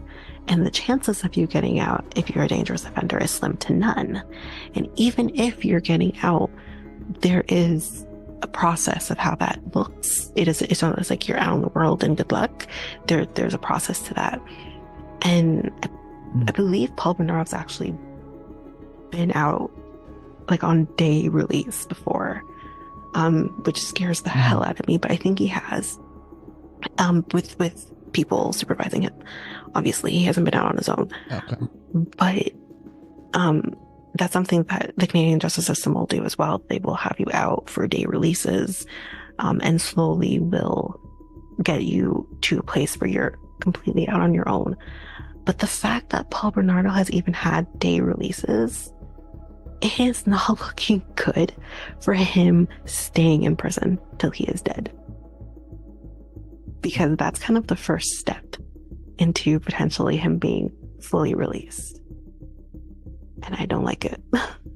Because, like I Tristan, said, go ahead. Tristan, you saying something? Oh no, I was just thinking about, I mean, in the context of my podcast, one of the main legal stumbling blocks was the concept of life without parole. Yeah. And it's splitting hairs a little bit, but the European Convention on Human Rights and how it is applied, it basically says a country can have a whole life tariff. That's what England calls it. And even in Scotland, if you commit murder, it is automatic life. So you are jailed for life, but there is a minimum term set. And the minimum has to be served before you would be able to apply for a parole. That doesn't necessarily mean you are going to be let out, but there is still the potential that you could if you showed evidence that you had reformed or stuff like that. But there are people who do get whole life terms because there is a recognition that no, there is no capacity, or it's so extreme, or whatever. So it's not impossible, but there is still a basic, there has to be a minimum potential that you could apply for parole someday, because otherwise that is classed as cruel. Cruel punishment to say no, you're locked up forever. And I can see both sides of it, both sides of that argument, because if you don't have some human rights for everyone, then I'm not quite sure how to explain it, but do you know what I mean? I can understand both sides of it, but I also, certainly there are some people that I never want to see released. I would be shocked if Paul Bernardo ever got freedom. Me too. But I think those are the extreme ones, and you can't come up with a legal system that is based on the most extremes. You have to have a system that accommodates the most extreme, but you don't want to default to that. Because, I mean, you see the stupid system in the US where you've got people who have not committed murder, but under 3 strikes in California, got jailed for life for 3 drug offenses. Yeah, which is ridiculous to me. Yeah. I agree with that. Yeah. Like, that's, I cannot believe that California has that 3-strike rule. And that actually was a storyline in Love After Lockup, where there was a guy who came out and he was on his last strike. And I'm not sure what happened to him, because I don't know what happened I think he did go back to prison, actually. So but that is an extreme, because, you know, I can understand maybe if you're selling drugs potentially cause someone to lose their life. I understand it, but also at the same time, that's not like first or second degree. That's manslaughter, and you can still get life for manslaughter depending on the severity, but it's also doesn't happen all the time. It's usually less. So I don't know. And the kind of, again, I don't want to give too much away from your podcast, Tristan, but that was the thing, like, kind of listening to your podcasts and kind of saying, oh yeah, they're not going to send him back to Florida because they had capital on the table. And, you know, I said, okay, but then you take it off. Like, it's going to be fine. He's going to go back. And that's not obviously what happens. And I can understand, because we've seen it before. This is not the first case where someone has fled the States, especially one that have the death penalty, and been captured in a UK country or whatever, or a European country in general, and they're like, we're not sending him back until death is off the table because we don't recognize that here. Fine, great. Yeah. And that is totally understandable. But the issue that I had with this game, I felt like that was being played by him. Yeah, I understand, you know, maybe under the circumstances, you know, maybe it was a dumb kid making a dumb decision, a really dumb decision by killing someone else. And maybe he shouldn't have, you know, life without parole. I can understand that. But he hasn't served his sentence. He hasn't provided the victim's family justice by doing his time. So this back and forth within the States and Scotland on what is going to happen with him was just, it was angering. Like, obviously the family wants the highest amount of a punishment, and that is understandable, because they took this young man's life. This guy took this young man's life, and I definitely get that, and the ripple effect that causes. But on the other hand, I do get, like, yes, that might have been cruel and unusual punishment, keeping him in prison for the rest of his life. But again, I don't want to give anything else away, but I mean, he needed to serve his time. And the time that he got for what happened in Scotland, that also angered me, because I'm like, that's not enough. Yeah, I mean, that is they are very light sentences for that type of crime. I will say, as a interesting crossover, you know, Julian Assange, WikiLeaks, he's currently fighting extradition to the US, and his lawyer is the same one who acted for Philip Harkins at the European court level. And actually, I heard one of the lines that he said in court, and I double checked. I went back to episode 5, and it was word for word. Yep, exactly the same words that he used. I can use this again. Yeah. Well, I mean, it is a... I remember the exact words. It's a flagrant denial of justice. That was the phrase that he used. Oh my gosh. That's nuts. Lawyers, sometimes they're not, you know, creative in their in what they say. And I can say that I work for lawyers. So, another serial killer that I don't think deserves any sort of release, or I personally also don't think he would ever be reformed, is Edmund Kemper. Now, again, if you guys watched Mindhunter, you've heard of Ed Kemper. I think actually the first time I heard of Ed Kemper was watching Mindhunter, and being, again, fascinated with this person who seemed to have this, he's very manipulative.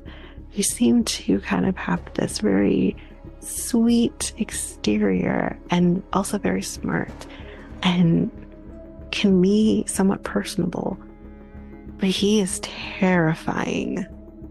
This man is reading your kids' books, okay? Like, he's actually, like, he narrates audiobooks. I can't remember which ones for sure, but I think he's done like a Star Wars book too.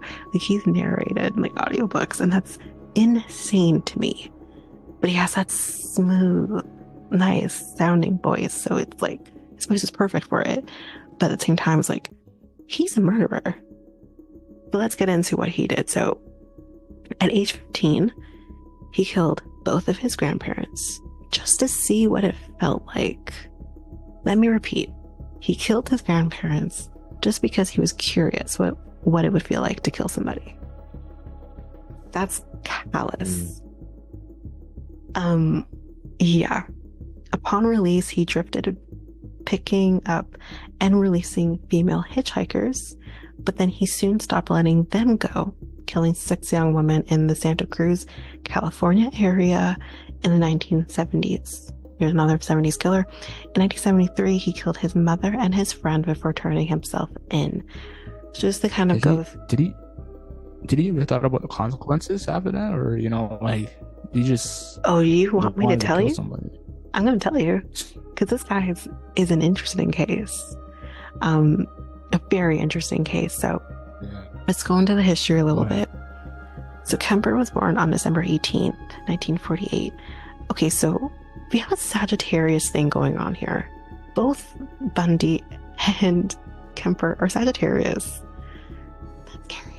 My mom is Sagittarius. And he was born in Burbank, California. So we have a Californian here. And he was the middle child of E.E., so I guess we're not using his real name, and Clarnell Kemper, or maybe that might be his mom. After his parents' divorce in 1957, he moved with his mother and 2 sisters to Montana. Kemper had a difficult relationship with his alcoholic mother, as she was very critical of him, and he blamed her for all of his problems. When he was 10 years old, she forced him to live in the basement, away from his sisters, whom she feared he might harm in some way. That is very interesting that his mom felt, let me isolate him away from his sisters because he might hurt them. That's really interesting. Signs of trouble began to emerge early. Kemper had a dark fantasy life, sometimes dreaming about killing his mother. He cut off the heads of his sisters' dolls and even coerced the girls into playing a game that he liked to call Gas Chamber, in which he had them blindfold him, and led him to a chair where he pretended to writher in agony until he quote unquote died. I don't know about y'all, but I've never played a game like that. Like, that's kind of weird. That is wild. Yeah. That is. It's so weird. His first victim was the family cats. That's an indication, honestly, of a serial killer. If your kids are out here killing animals, whether it's your pets or animals, wildlife, whatever, please get your child into some sort of therapy. Yeah. Do not ignore that. That's going to extend to humans. Because as a little disclaimer here, we had a mouse in our house. We had a resident mouse in our house for the last week or so, and we were trying everything we could to try and catch this stupid thing to get it out of our house. And my mom resorted to using those sticky traps because it wasn't going in the more humane trap where we could maybe potentially catch and release it. So we had to do this. It finally got on the sticky trap. And I was promptly woken up at 6:30 this morning with my brothers telling me, it's on the trap. It can't get off. What do I do? He went outside at 6:30 in the morning and saved this mouse from death. Now that's extreme, but it's at least better than him being like, okay, like, you know, going out there and killing animals, or, you know, like a bird, like he's not killing a bird or anything like that. Like, so if you, that's not normal for children, especially, to go out there and be killing animals. Dahmer did the same thing, and it's just like, you can't be going out there and doing that. It's not normal. So if you see your kids doing something like that, like, please get them checked, please. Yeah. 100%. So at 10, he buried one of them alive, and the second, he was 13 years old. He slaughtered it with a knife. I should do a trigger warning, but there should be a blanket trigger warning at this point. Come on, we're talking about serial murder. He went to live with his father for a time, but he ended up back with his mother, who decided to send the troubled teenager to live with his parental grandparents in North Fork, California. So, Kemper hated living on his grandparents' farm. Before going to North Fork, he had already begun learning about firearms, but his grandparents took away his rifle after he killed several birds and other small animals. So at least they tried to do something, but we're too far gone at this point. On August 27th, 1964, Kemper finally turned his building rage on his grandparents. The 15-year-old shot his grandmother in the kitchen after an argument they had had. And his grandfather wasn't home.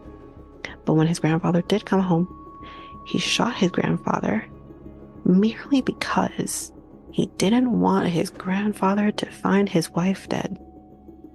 Because he actually got along with his grandfather more than his grandmother. So he didn't kill his grandfather just because I hate you. He killed his grandfather because, well, I don't want him to go in there and see his wife dead. Like, this guy is twisted. So, he then hid his grandfather's body as well after he shot him.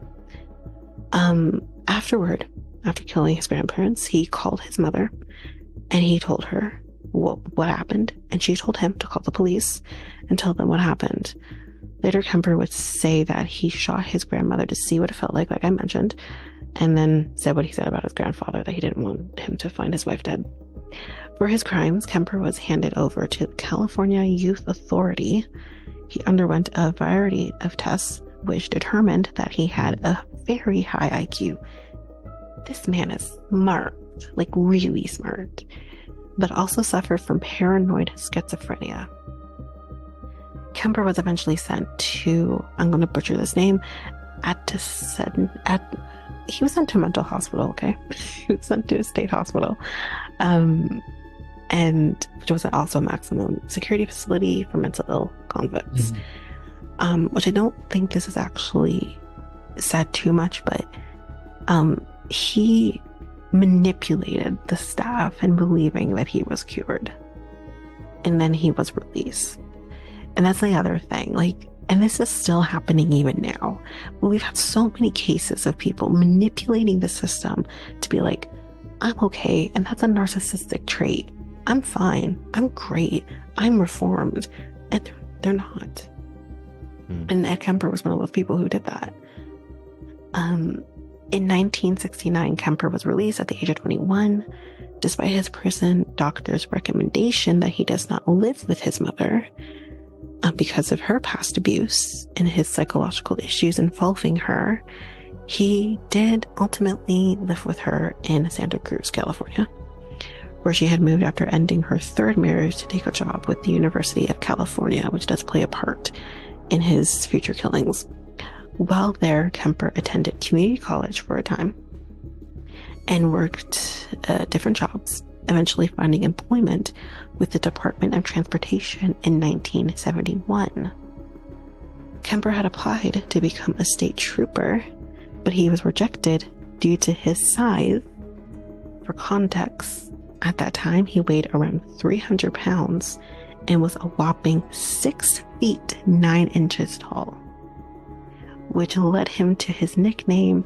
I hate this so much. He was nicknamed Big Ed. Mikel, please don't say anything, okay? He was nicknamed Big Ed. Big Ed? Really? I am not kidding you. Big Ed, literally, so for the case person, you don't know, we're talking about 90 Day Fiancé here. There is a deplorable person named Big Ed on there, who is not big and not close. Yeah. Do you realize Big Ed nicknamed himself that, not realizing probably that he's naming himself after a serial killer? I find that hilarious. It's so funny. Yeah. So funny. But I think Big Ed from 90 Day Fiancé, naming himself like in a different way. So. Yes, because he is not big. He's a much shorter man than Ed Kemper is. But I still find that so funny. I just do. Yeah. However, he did hang around some of the Santa Cruz police officers. So here's a person who actually ultimately kills multiple people, but he wants to be a cop, and he's hanging around cops, and he built this rapport with the police department in Santa Cruz. Like, they were friends. He was friends with these people. So I want to put that out there. One gave him a training school badge and handcuffs, while another let him borrow a gun. According to Whoever Fights Monsters by Robert K. Ressler and Tom Shatman, I believe.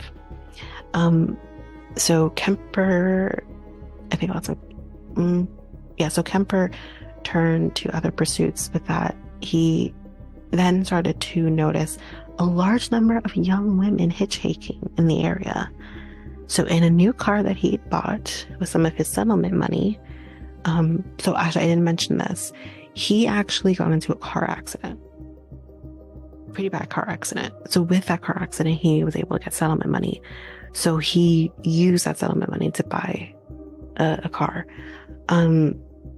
So with that, he began storing the tools he thought he might need to fulfill his murderous desires, including a gun, a knife, and handcuffs.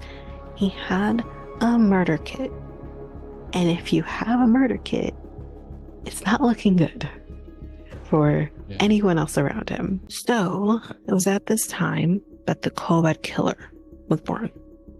One of the co-ed killers was born. At first, Kemper picked up female hitchhikers and let them go.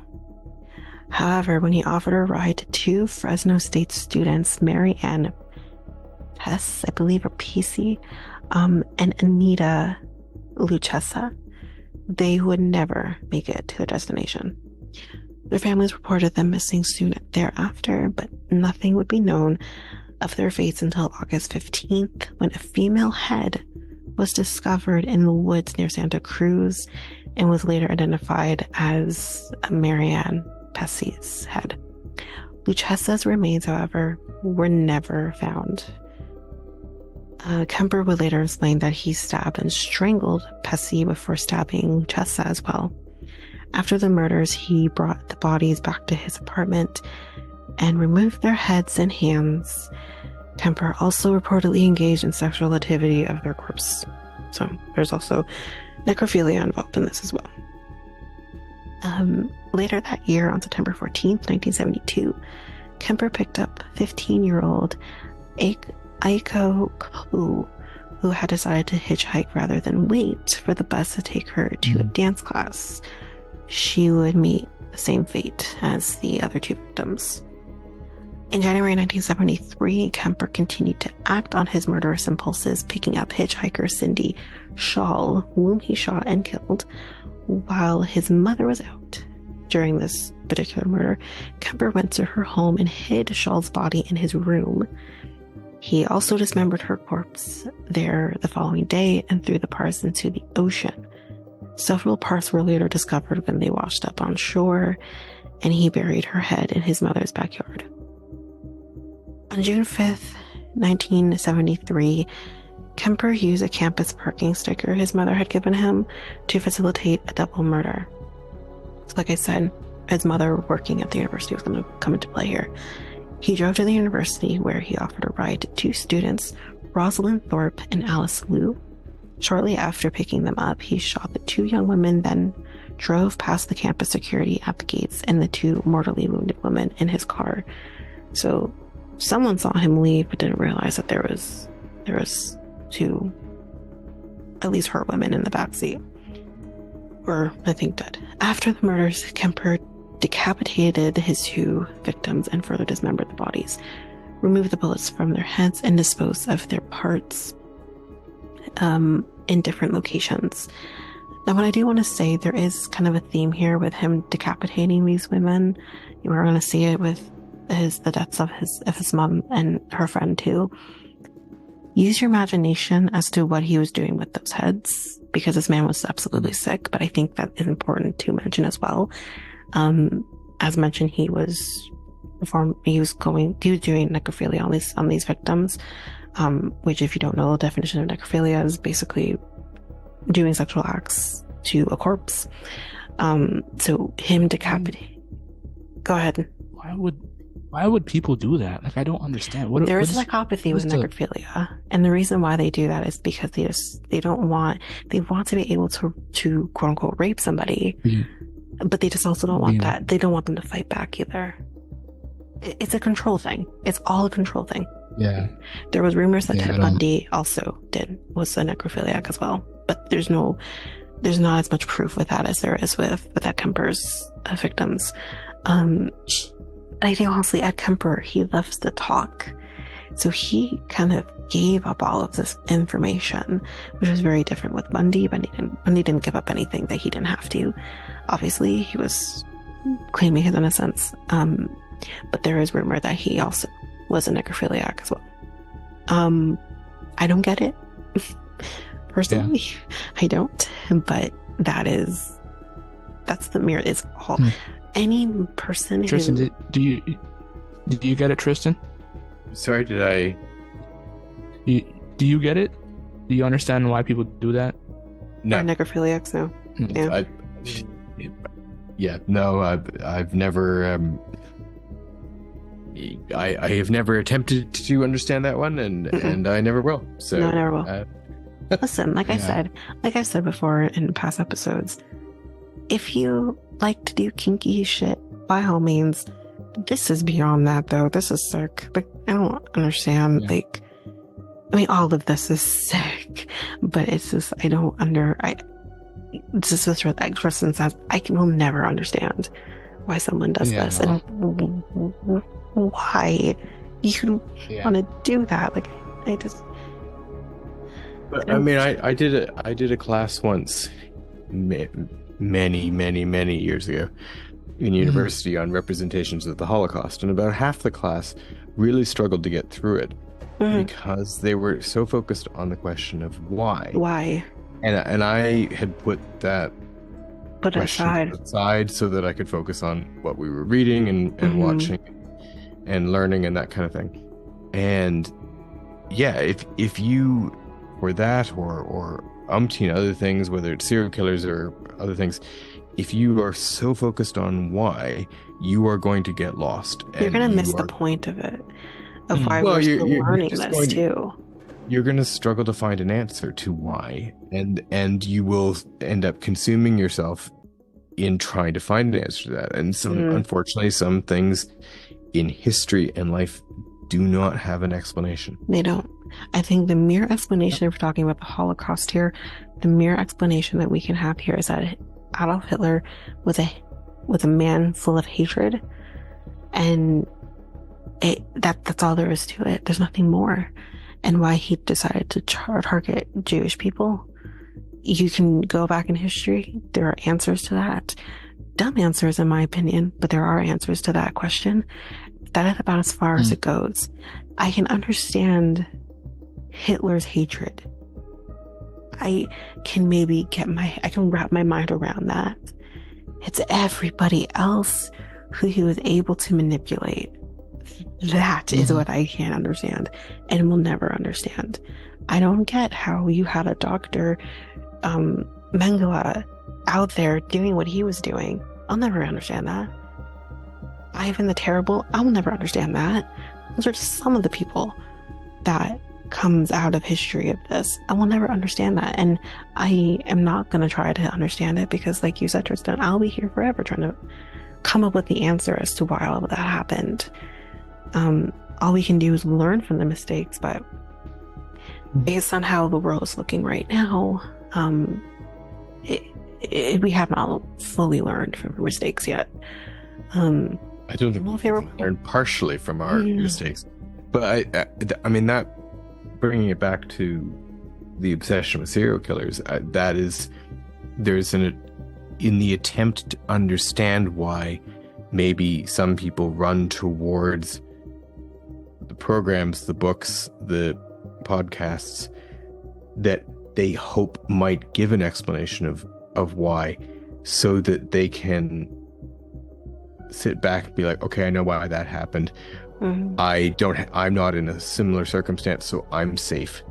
Or do you know what I mean? Like they run towards something that they hope will provide an answer to why, when there isn't necessarily an answer to why hate, or why hate turns to malice, or why hate turns to violence, or hate turns to, do you know what I mean? Yeah. Right. Yeah, there isn't necessarily an answer, a quick answer. No. Even, which is obvious from the many hours and thousands of pages of books and TV and podcasts that are produced on single killers or single cases. Yeah. There is, as a woman who consumes true crime, I've taken the position, like, of course, like, initially you're kind of like, why does this happen? Why do we live in a world where people are monsters? But I shifted that to, okay, what can I learn to keep myself safe as much as possible? And you do live in a world where your head is constantly on a swivel. As a woman, I don't go into my car by myself without immediately locking that car. You kind of learn what to do to protect yourself. And I think, especially as women, that is the most I think you can get out of true crime is, what can I do to make sure that doesn't happen to me or happen to people that I love? And that's the only thing you kind of have control over. You don't have control over anything else. And honestly, if you do encounter someone who wants to hurt you, the only control you have in that moment is to fight. But ultimately, whatever will happen, you don't have control over. And that's a reality that's hard to kind of, again, wrap your mind around. But that's kind of how I take in true crime, is what can I do to make sure that I'm safe and others are around me as much as I can do. I mean, we could take more practical lessons on reforming society or reforming the justice system. I mean, there was a whole report after the public inquiry into Picton, and I don't know how many of the recommendations were ever achieved, but it certainly wasn't all of them. Yeah, no, I'm not sure, because I was fairly young when he was arrested, so I don't even. Yeah. So I mean, that one, or even the Truth and Reconciliation Commission is another example. There are plenty of recommendations that can come out of crimes or systemic issues and things like that, and then those recommendations just end up on a shelf somewhere. So people who might get angry from a program and want to see change simultaneously are either not standing for election or not voting in elections to exact that change or demand that change. So there are practical things that people could take from their obsession with true crime that I don't think happens very often. No, it doesn't. No, it doesn't. And that's what's kind of good about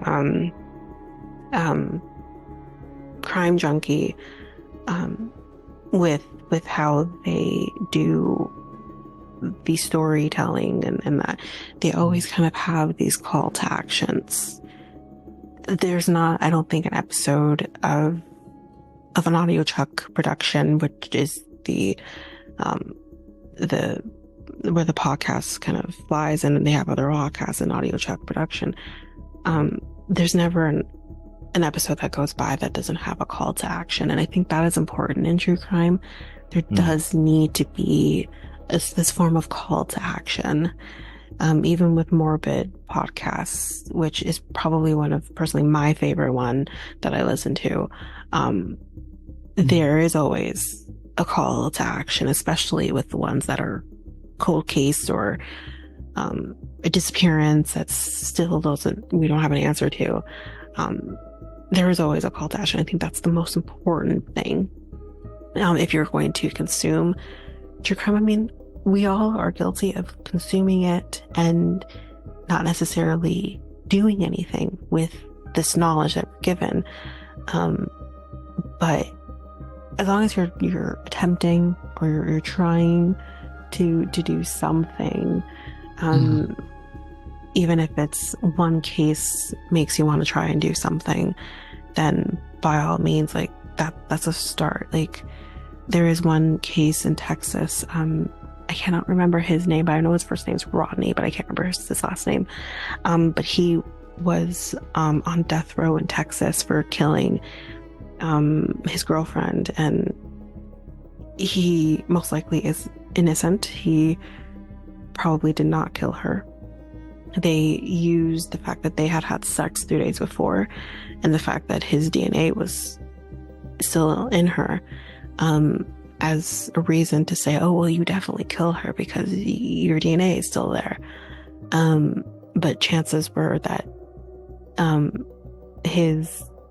her fiance, because she was in a relationship, she was having an affair on her fiance with this black man, and she's white and her fiance is white, and this is Texas in the 90s.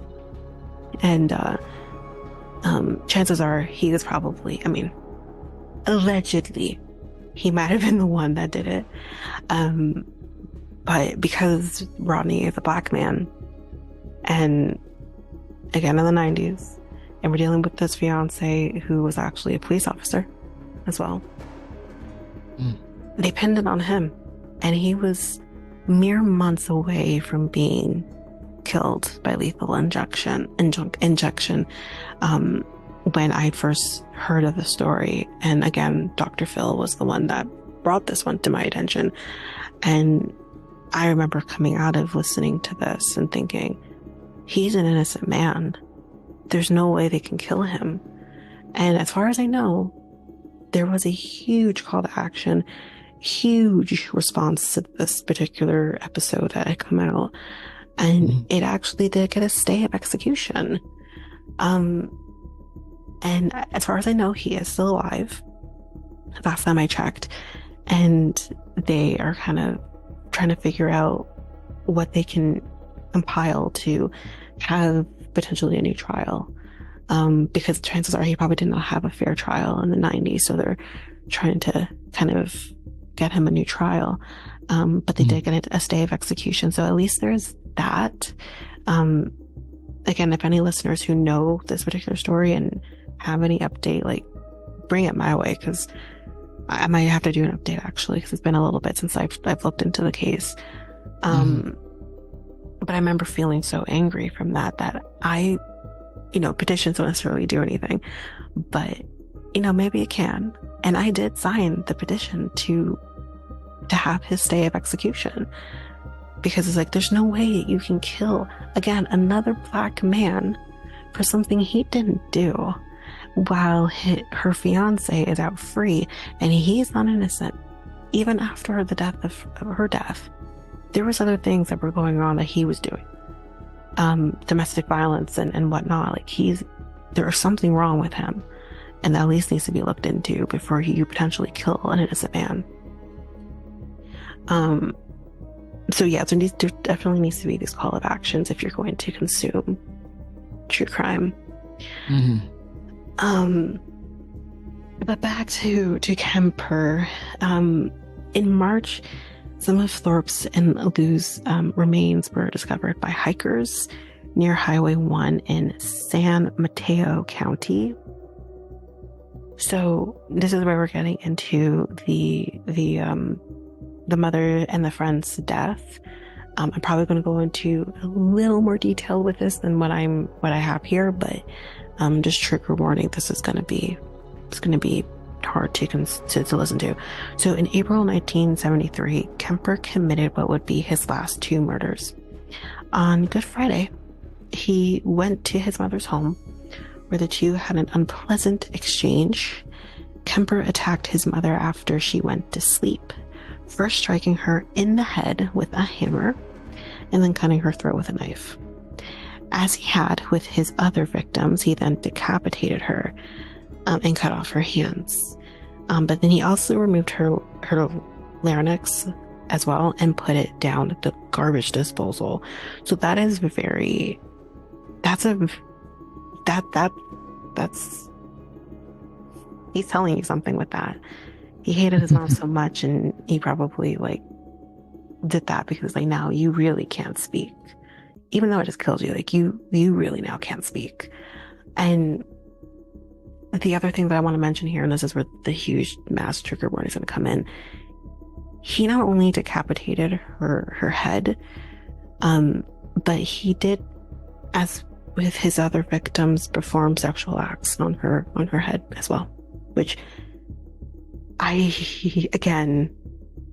don't understand that level of just monstrosity, that not only do you kill your mother, but then you also have this weird, again, I don't think it was necessarily that he was sexually attracted to his mother, because I don't think it has anything to do with that. It was more of this control over his mom that he now had that he didn't have before. But I still, it's one of those details with this case that I'm just I don't get it, how anyone can do that. And I'm never gonna get it. And that's okay. But I'm just But anyways. So after hiding his mother's body, Kemper called his mother's friend, Sally Hallett, and invited her over to the house. So why he decided to draw her mother's friend into this, I also will never understand. I don't know why he did this, but he did. So when she arrived at the house, he strangled her shortly after she arrived and hid her body in a closet. Kemper fled the area the next day, driving east until he reached Pueblo, Colorado, where on April 23rd, he made a call to the Santa Cruz police to confess his crimes. And at first, the police did not believe that the guy that they knew as Big Ed was a killer. Because of course they're friends with him. They built this rapport with him. He wanted to be a cop. How could he ever? Which, by the way, I want to stress, cops kill people too. So it's, and I'm not talking about killing someone in the moment of miscalculation, as we've talked about in the past. I'm talking they've literally taken the fact they are a police officer and used it to their advantage to kill people. Police brutality, I'm guessing? No, that's not. I'm not talking police brutality. Oh, okay. I'm talking police officers literally using their badge and their profession to go out and kill multiple, usually women, because they can. And they're able to use, there was a case, I can't remember the exact case, but there has been a case where a cop used the fact that he's in the police cruiser to pull someone over and be like, I don't know, you were speeding, cut out the car, and then they kill the person just for their shits and giggles. That's it. So yeah, they didn't believe him at first, but during subsequent interrogations, he would lead them to all of the evidence that they needed to prove that he was in fact the infamous co-ed killer. So He was charged with 8 counts of first-degree murder. Kemper went on trial for his crimes in October 1973, and he was found guilty of all of the charges in early November. So quick trial with this. When asked by the judge what he thought his punishment should be, Kemper said that he should be tortured to death. He instead received 8 concurrent life sentences. And at present, Kemper is still alive, serving his time at California Medical Facility in Vacaville. So just for those who don't necessarily understand what concurrent sentence means, it refers to the type of sentence judges are able to give defendants convicted of more than one crime instead of serving each sentence one after another, so consecutive. A concurrent sentence allows the defendant to serve all of their sentences at the same time, where the longest period of time is the controlling sentence. So that's Ed Kemper. Again, he is deplorable, as no one else, as everyone else on that I've talked about, or that we've talked about here. He is completely deplorable. I still just don't understand how he is allowed to, work in prison, do prison type jobs. I don't care. But the fact that he's able to be a narrator on audiobooks, especially children's books, is beyond me. The children's books? Mm-hmm. Children's books are the most that he's known to narrate. That's kind of crazy. I agree. But it's something for him to do in prison, but for him to do, I understand like adult books, but children books, that's that's a little something. Yep, I agree. This is why you should just read your children books the old-fashioned way. Just in case Ed Kemper is the one who's reading reading the book to your child through an audiobook. What do you think about this guy, Tristan? I don't recognize him by name, so I don't recognize the case offhand. And maybe that means that I don't. I'm not as much of a true crime junkie as some. I don't know. There are cases that because I work in news, so I am bombarded with news cases, and I'm Canadian, but I'm working in the UK, so I actually listen to morning radio in Canada when I'm working over here. I find it really relaxing. So I am, and I'm obsessed with stuff going on in the US, so I am following multiple countries, but that also means that there are some cases that I do follow intently, and there's ones that I switch off to completely. Because I think you just end up you do have to pick and choose. I know someone who I met in person who said that they were a true crime junkie and listened to true crime podcasts voraciously, but I know for a fact she hasn't touched mine, so I'm not quite sure why. I didn't get an explanation on that one, but you do have to pick and choose, and there's too much media generally, so you have to pick and choose, and so it's easy for me to miss cases entirely. And this is an older one too, and even me, like, classifying myself as a true crime junkie as well, I did not hear about Ed Kemper until I started watching Mindhunter, and that was I think 2018, and that's when I discovered him. Even my friend, who considers herself a true crime junkie as well, who did watch Mindhunter after I had, and she's like, what about this Ed Kemper guy? And I'm like, girl, I'm ahead of you. But I'm like, she like fully consumed him, and she like learned everything about him. She's like, I've never heard of him before. And that is what's, I think, was so amazing about Mindhunter, actually, was like, you learned about people that you never, Son of Sam, never heard of him until I watched Mindhunter. And I'm like, okay, now I'm going to start consuming this because now I want to learn the craziness of these two, especially Son of Sam. Like, guys, certifiable. So I'm just like, I need to assume this now, because I need to learn, like, what am I missing with this? And yeah, and again, kind of learning about these more older school serial killers, it feels so much safer too, because it's been done, it's been dealt with, they've been caught. So it feels safer, I guess, to kind of learn about them. Even like Jack the Ripper is like, well, he's long dead, you know, even though they didn't catch him, he's dead, so it's fine. Like, it feels safer to talk about those. It's the ones that are still more that are current now that I'm just like, oh god, like that scares me. And the potential of them potentially getting out of prison too is what also scares me. I think Son of Sam is dead now. Ed Kemper, like I said, is still alive, but he's never getting out of prison. Like, he's stuck there. He's never getting out. But one of those people, like I've mentioned, that scares the hell out of me that could potentially get out of prison. Let's jump in with Paul Bernardo and Carla Homolka is the last one we're going to talk about.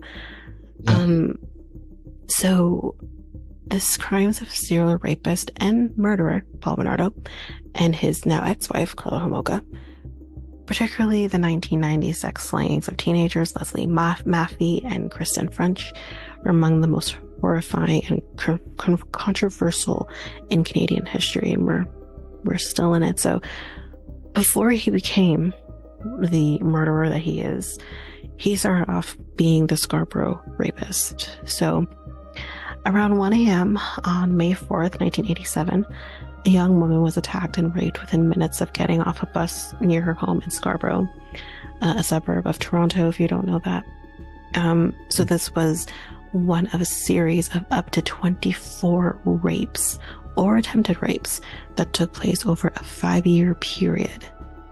The targets of the man called the quote-unquote Scarborough rapists were teenage girls and young women.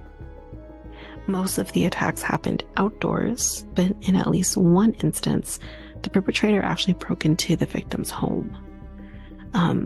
So the attacks were accompanied by beatings, intense verbal abuse, and dire threats to discourage victims from going to the police.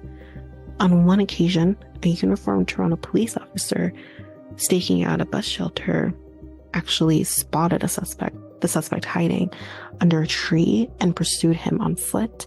But as I think we can all gather, he did escape from that. The investigators twice questioned Bernardo, actually, who lived in his parents' Scarborough home at the time, but they were satisfied that he was not a likely suspect, which is so irritating. But as a matter of routine, they took samples of his hair, blood, and saliva for DNA testing against specimens found on rape victims' clothing. And they did nothing with it because he didn't do it. That's what's so this blows my mind about this case, is that you had his DNA and you did nothing with it. That could have potentially saved 3 young women from being killed by him. So DNA testing was new in Canada at the time, and the Centre of Forensic Science in Toronto had only one qualified scientist and one technician to go through DNA. The samples taken from dozens of men questioned in the Scarborough rapist case were among 50,000 collected at that time by police investigating numerous cases across Ontario.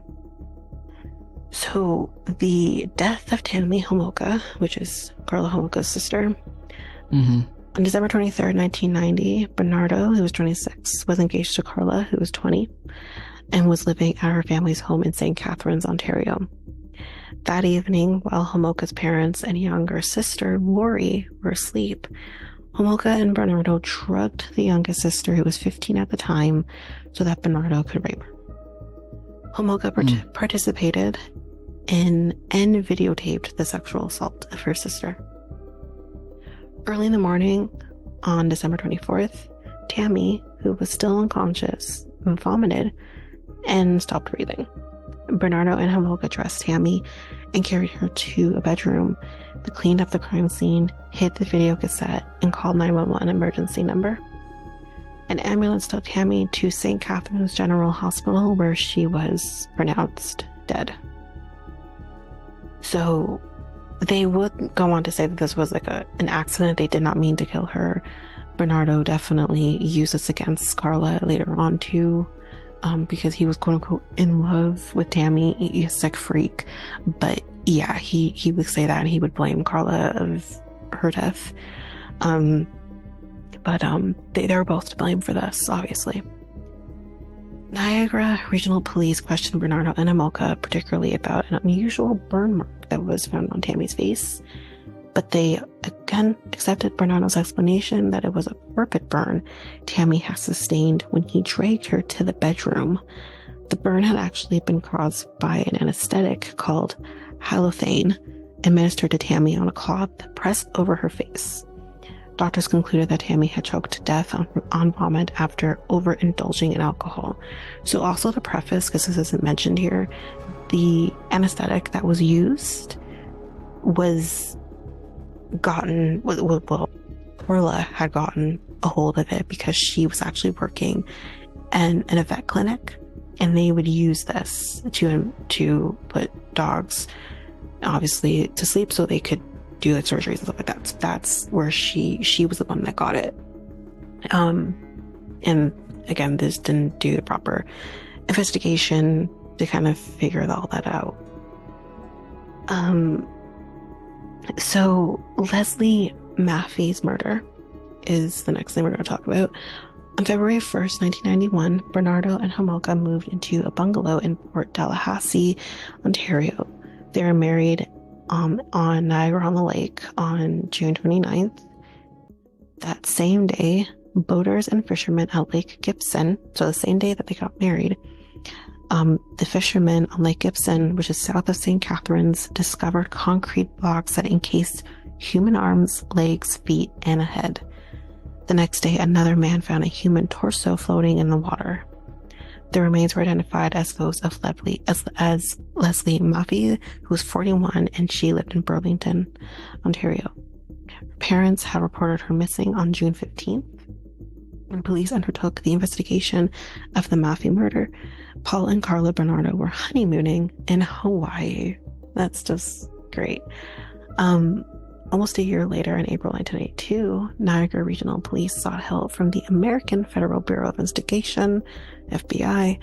An FBI group of criminal profiling experts produced a psychological portrait of the murderer as a sexual predator who would probably kill again. So that is exactly what happened. So the thing too with the Maffey murder that is, like, again, I don't want to victim blame or blame the family or anything like that, but she had actually gone to a friend's wake because she had recently had a friend who had passed away, and she had a curfew, strict curfew. She lost track of time, got home late, doors were locked in her home, and she asked a friend if she could come over and stay with her because her parents had locked her out of the house. That friend unfortunately said no. I guess her mother or father didn't want her staying there, whatever. And that is how Paul Bernardo found her, sitting on her yard. And yeah, then we can kind of put two together on that one, which is very sad with that. But she didn't, there's conflicting reports on if she was kind of a rebel child and stuff like that, but from what I've heard, like, she was a typical 14-year-old kid who just unfortunately lost track of time that particular day after going to her friend's wake, or was a funeral. I can't remember if it was the funeral or wake. And that's, unfortunately, the friend group would ultimately have to go through another loss again, and her family had to go through a loss, and it's horrific. What happened with her. And then the final murder that happened was Kristen French. On April 30th, 1992, a female body was found in a ditch along a rural road in the north end of Burlington. The face was battered and the hair had been shaved from the head, but but an old injury, which was the missing tip of a left pinky finger, immediately told investigators that the corpse was that of Kristen French, who was 15 at that time. French's parents had reported her missing on April 16th. A shoe identified as hers was found in the parking lot of Grace Lutheran Church, which she had passed by every day going to and from school. Then a witness reported seeing a scuffle in that parking lot on the afternoon of the 16th. It had appeared to the witness that two people were forcing a girl into a car she described as a cream-colored Chevrolet Camaro. Police searched the parking lot and found a torn fragment of a map of Scarborough and a lock of brown hair. They began an exhaustive check of cream-colored Camaros, following what turned out to be a mistaken lead. Bernardo actually had a gold-colored Nissan, not a Camaro. So, acting on a tip that Bernardo had a penchant for violence and aggressive sex, police interviewed him on May 12th and once again dismissed him as a prime suspect in what were now being called the two schoolgirl murders of Southern Ontario. What more do we need to do in order to get this guy in prison? Like, this is ridiculous. Maffey's remains were exhumed, and medical examiners found bruises on the back that had similarities to the blunt force injuries on Kristen French's body. So for the first time, police connected the two murders at this time. Niagara Regional Police, working with the Halton Regional Police, established a special task force to conduct the investigation into the two crimes. On July 21st, a reenactment of French's abduction was shown on TV, and it generated thousands of tips, but none were substantial. So we're kind of at the point now where they've captured him, the help of Carlo Homolka. Obviously, she got her plea deal, and we're heading into trial now at this point. And we're kind of talk more about how he was declared a dangerous offender. So jury selection for the Bernardo trial began on May 1st, 1995. The Crown opened its case on May 18th. The trial lasted 4 months, during which Homolka spent 17 court days in the witness box.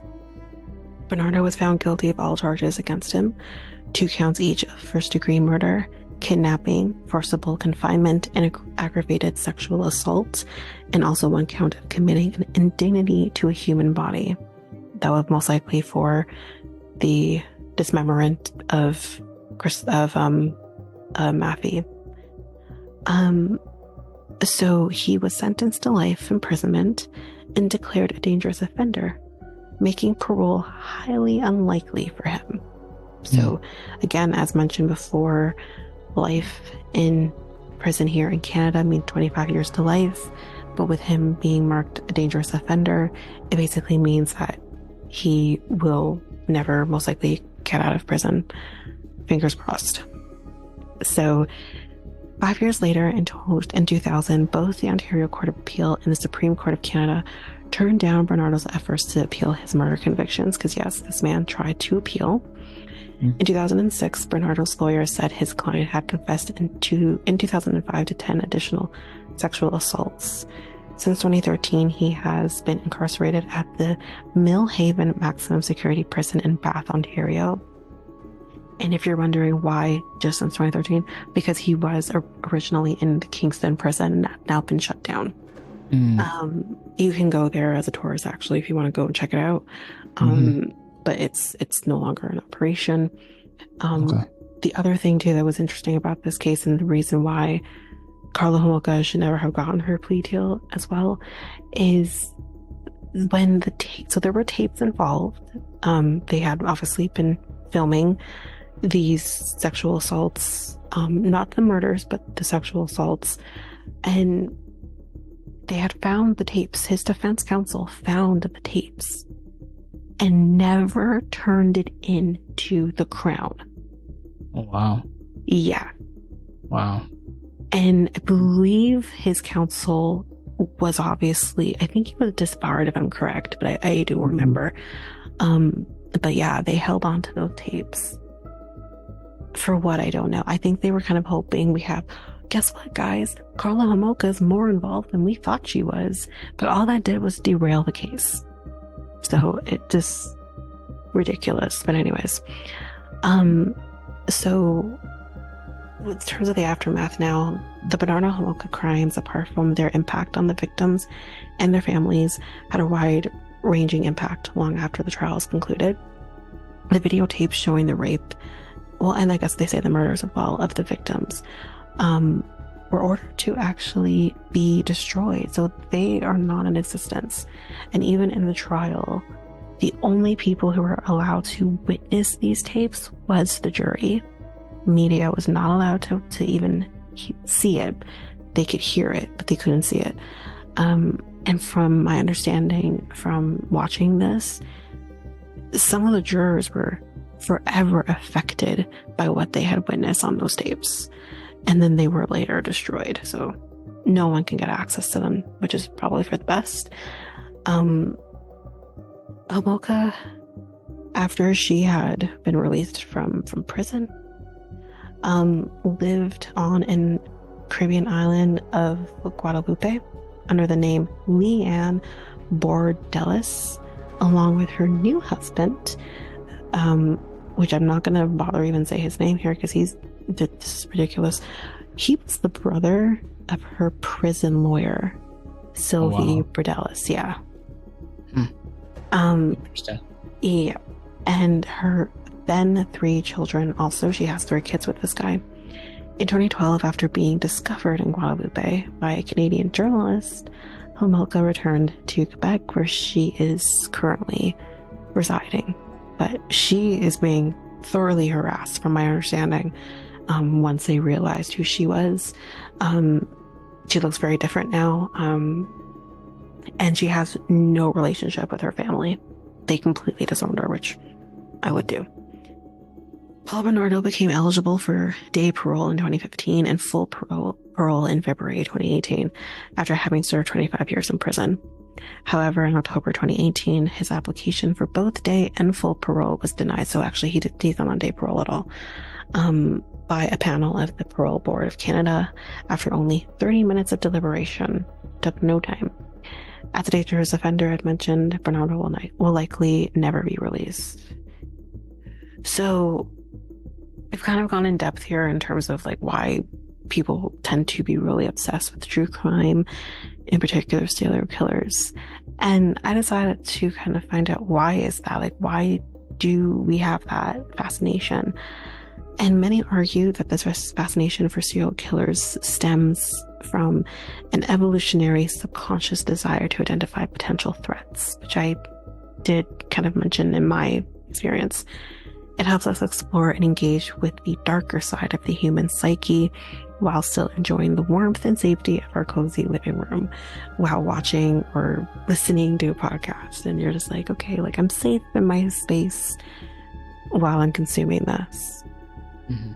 Do we agree with this? I do. I think that makes sense on a few levels. I think we kind of touched on that a bit, that it's, recognizing, okay, so this person did this, that's not similar to my life in ABC ways, so therefore I'm safe. But I also think there is a morbid fascination that people, in the same way as people slow down when they go past a car crash.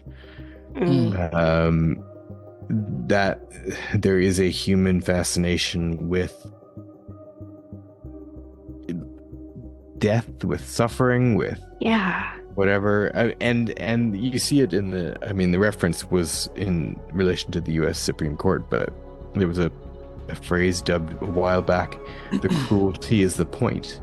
And there's a whole subsection of people, many of them in charge, who really enjoy either causing or watching other people suffer.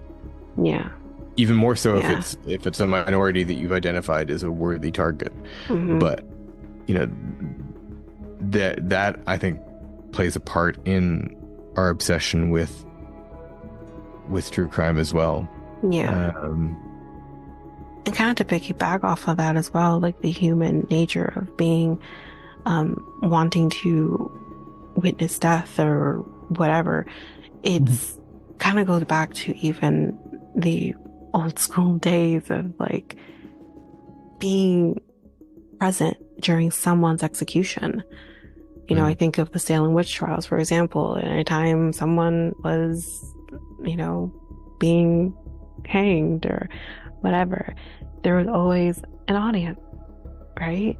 People who you may or may not even know watching this, and I hate to say this, but enjoying it. And that kind of just also lends to like, what is wrong with us too, that we're okay to kind of watch someone's death. Especially then, like now, there's something that doesn't happen now, but you know, if you do as family members or whatever, the victims, family members who may watch someone be put to death, now, like I do understand that, but that's not open to the public. Whereas before it was, anyone can go see an execution happen. And I've always thought about that too, kind of with this, just it's interesting.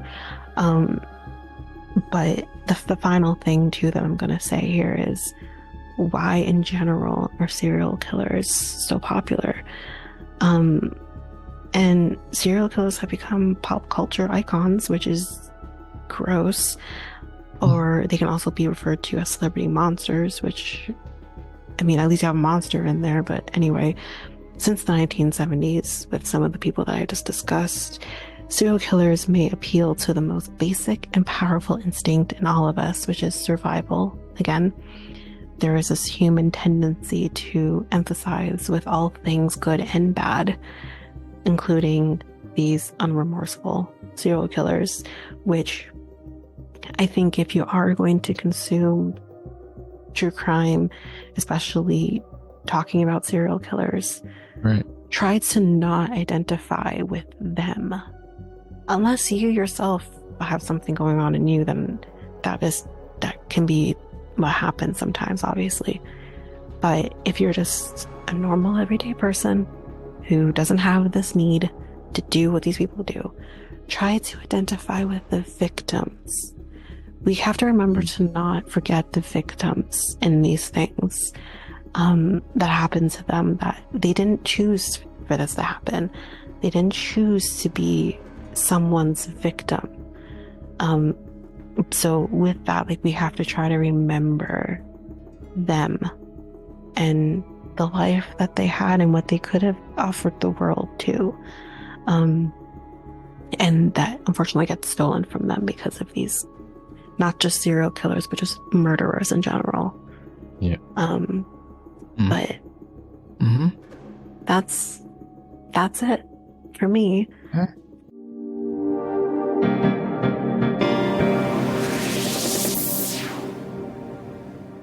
Again, cool. Before we close out, I do want to say thank you again to Tristan for coming on. Again, I'm going to stress everyone, don't walk, run, and listen to A Murder Without End. I think it's an incredible podcast. It's a very interesting, very different story of a true crime case. And I highly recommend it. Maybe we can put links to the podcast on our show notes as well. Definitely. And if you want to hear more from Tristan, he is going to be coming back for a couple more episodes too. So we're going to hear more from him in a little bit too. Yeah, definitely. Yeah, Tristan, do you have anything else you want to plug? No, but I will add that the podcast won 2 Signal Awards last year, and yes, I noticed that. We are currently shortlisted for 2 True Crime Awards as well. Amazing. Nice. So yeah, it's and if people want some of the extra resources, I mean, I link to it after every episode, but tomorrow.is is my website, and that's got the extra resources, links to all the cases, an opportunity to donate if people feel inclined. Podcasts don't generally make money, so no, they don't. But thank you very much for having me on and letting me talk about it and justice in general. Yeah. Absolutely. Yeah. Okay. So this ends episode 26 of the Next Tape podcast. The Next Tape podcast is available now on all podcast platforms. We also have a website called solo.to/Next Tape podcast. Where else are we at, Tanyka? We are on Facebook and Instagram at Next Take Podcast and Twitter and TikTok at Next Take Pod. Okay. We also have a email. Contact us at mikeltanyka@gmail.com. So in today's episode, we talked about a whole lot of things about, true crimes. Yeah. And we also have a special guest, Tristan. Once again, thank you for coming on this episode. We're glad to have you for the next 2 or 3 episodes, I believe. Yeah, he's going to be coming on every other week for the next couple of episodes that we're going to be doing. So you'll hear from him again in a couple weeks. All right. So thank you, Tristan. Yeah. Great. Thanks again. All right. Okay. So I'm Mikel, and I'm Tanyka. We're out until next week.